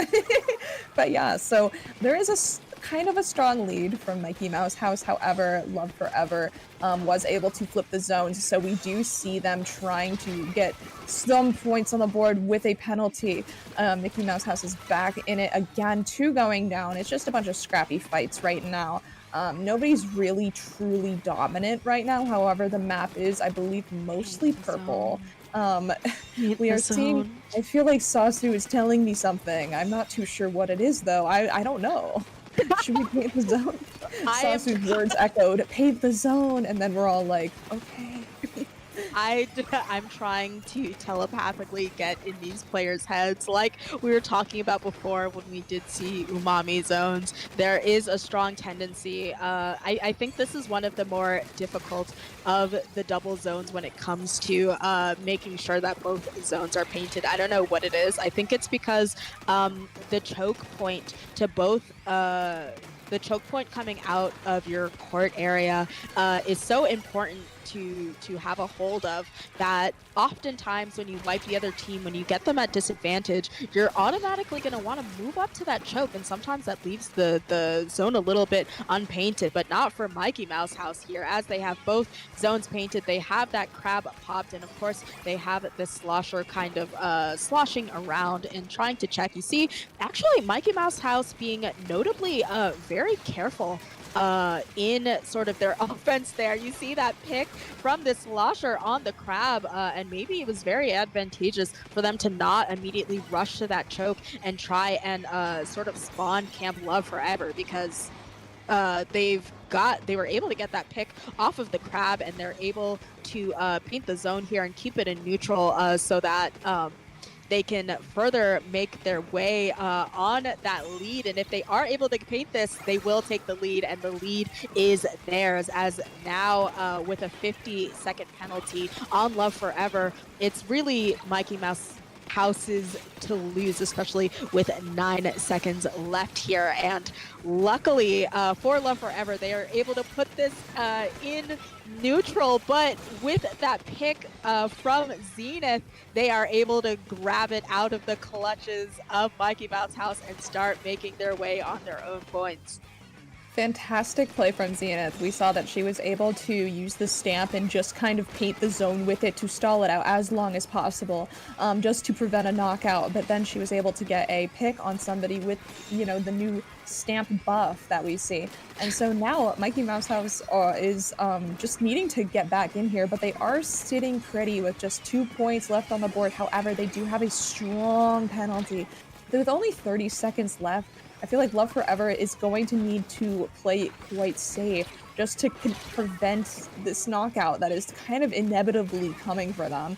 As we can see, people are just getting picked off and off and off on Love Forever's side, and it's not looking too good for them unless they're able to kind of coordinate something, but it seems like their players are just kind of frantically tossing themselves forward. Unfortunately, the dualies go down, and it just seems like the wiper is going down, and the points are going down, and the time is going down, and then boom, we see Mikey Mouse House winning the first match in Grand Finals.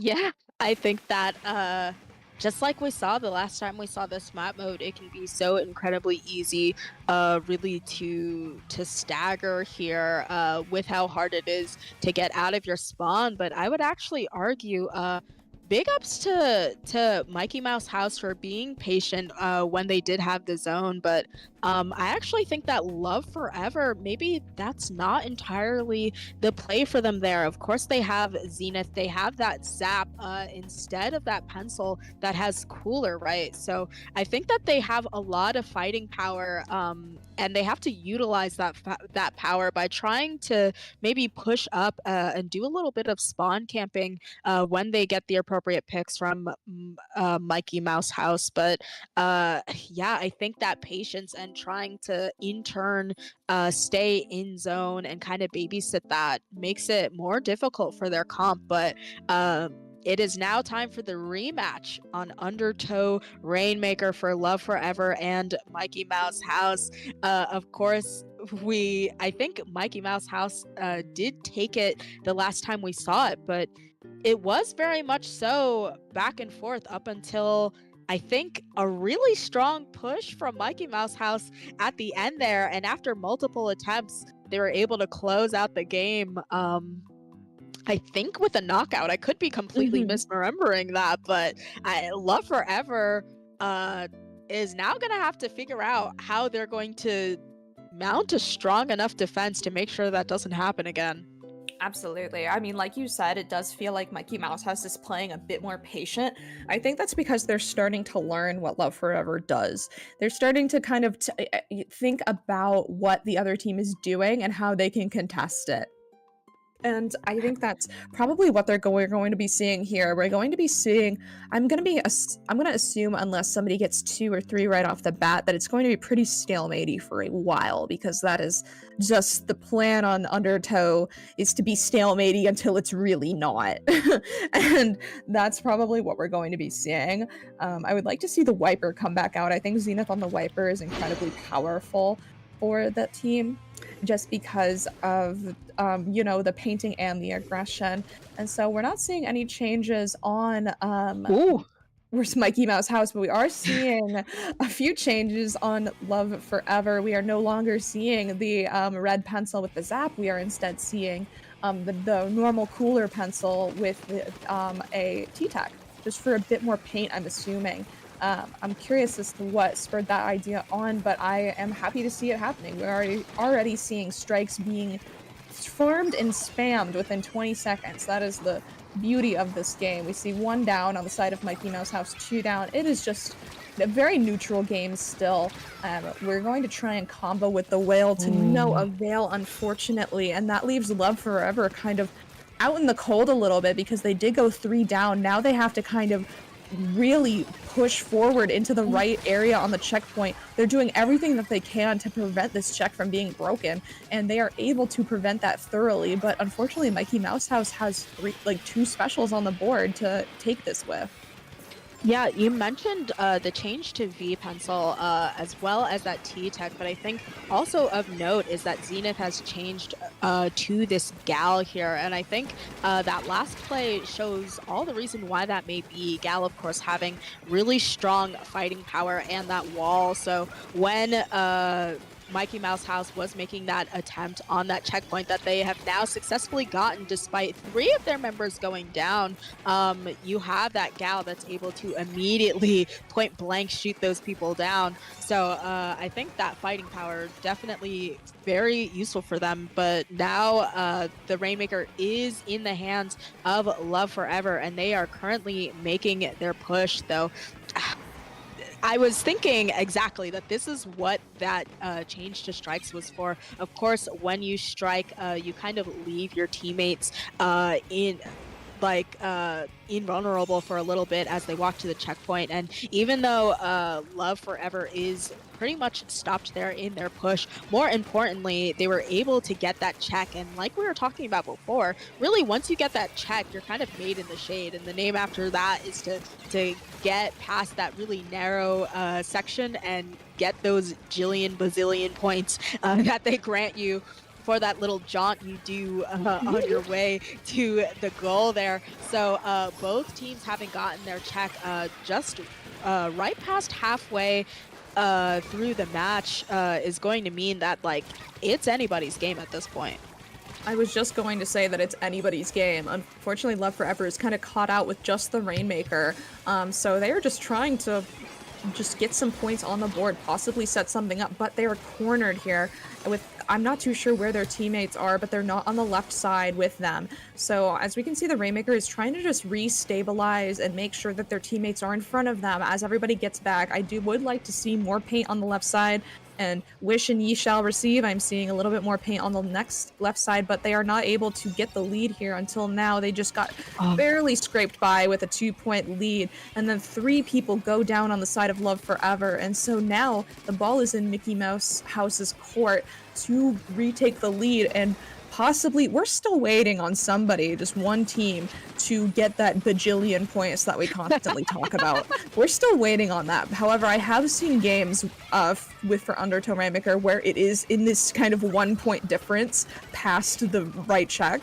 It's like it's either or. It's anybody's game. But with about 1 minute left on the clock, Mikey Mouse House is going to have to make something happen a little bit quickly in order to ensure their lead.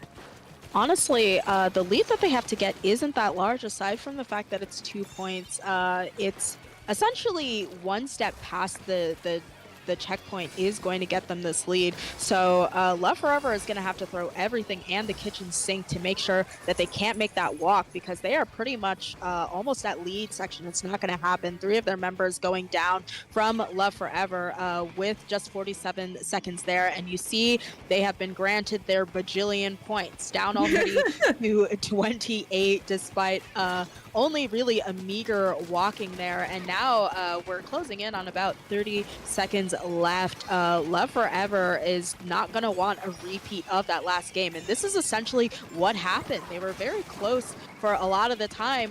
And then Mikey Mouse House was able to like get this really large lead from a tiny walk there. And then Mikey Mouse House, I think, just kept making attempts until they were able to essentially get that knockout eventually. So right now, this is going to be the last push for Love Forever. So the Rainmaker going to have to play very steady and very careful up against these strikes to be able to get that lead. Of course, 2 of their members going down, and unfortunately, enough members up on Mikey Mouse House to pick off that Rainmaker before it's able to quite make that push and cash in on those gajillion points. Unfortunately, it looks like the Rainmaker was lost because there was a flank from the Blaster on the grates. I believe that Zenith was watching grates but kind of diverted her attention over towards the choke, as we can see in this replay going on right now. It was just a little bit too late to notice the flank, unfortunately. And so I believe that they probably could have maybe gotten the lead if we had taken care of that flank. However, it was just up to a lot of different reasons, and you know, like you said, it's whoever can walk those tiny few steps first. And now we're moving on to a possible match point for Love Forever versus Mickey Mouse House. And it's going to be on my favorite map mode of all time, Zone's Mahi Mahi Resort.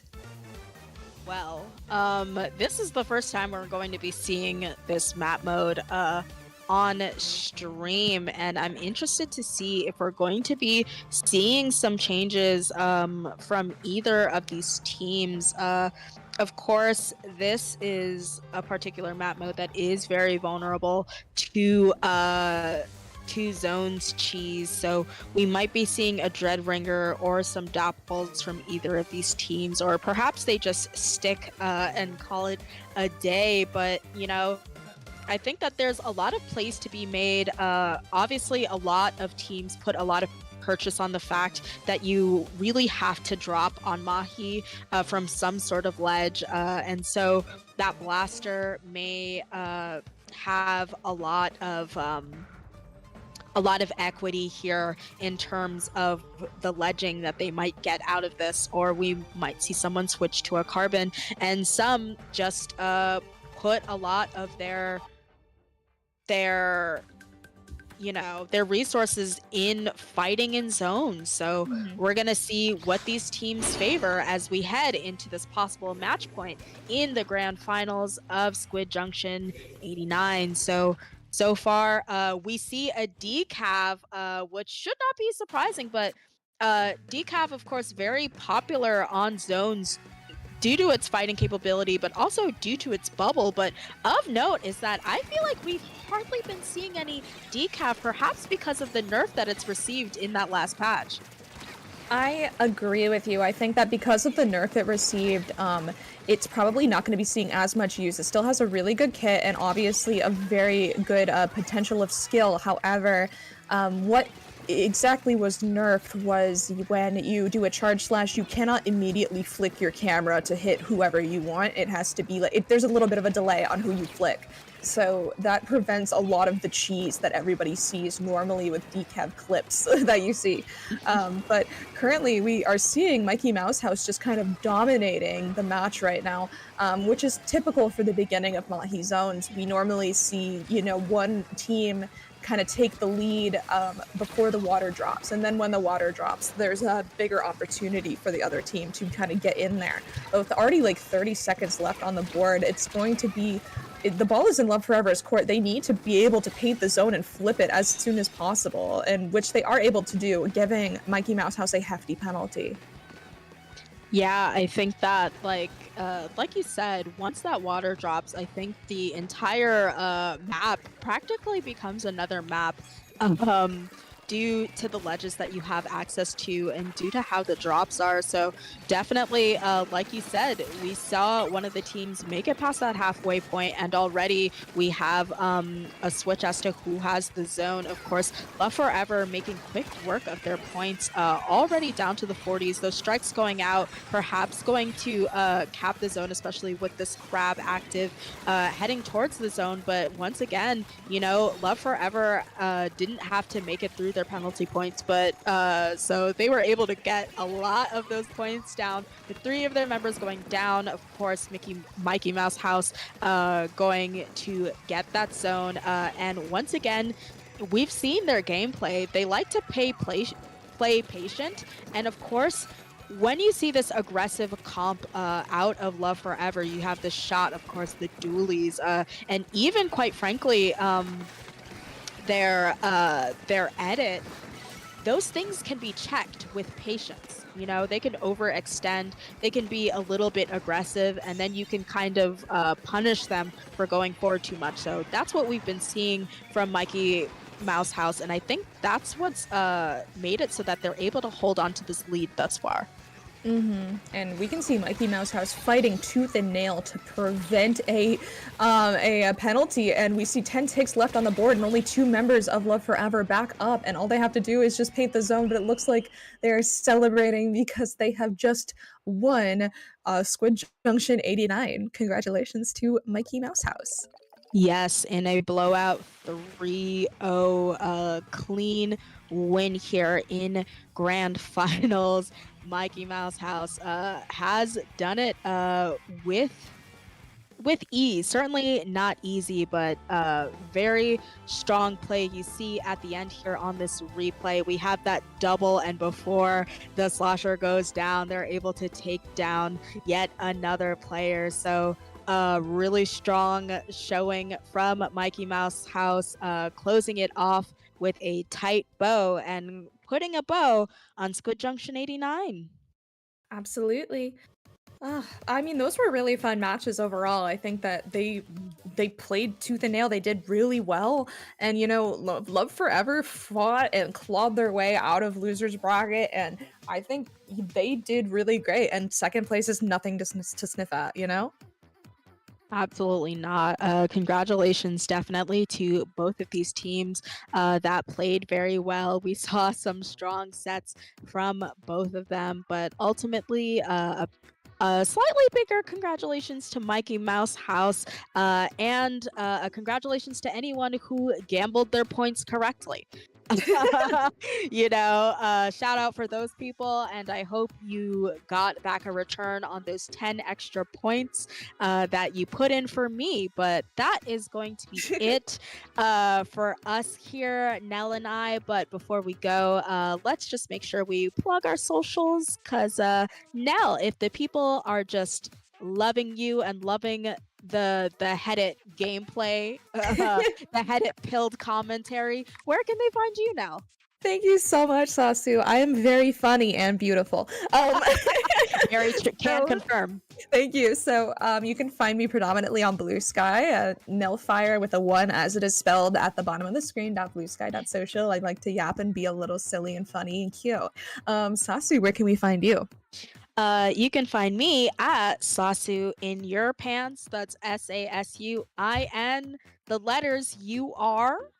pants. That is basically my social media all across all social media, like Blue Sky, Instagram. I have a Twitter, but I don't use it anymore for obvious reasons.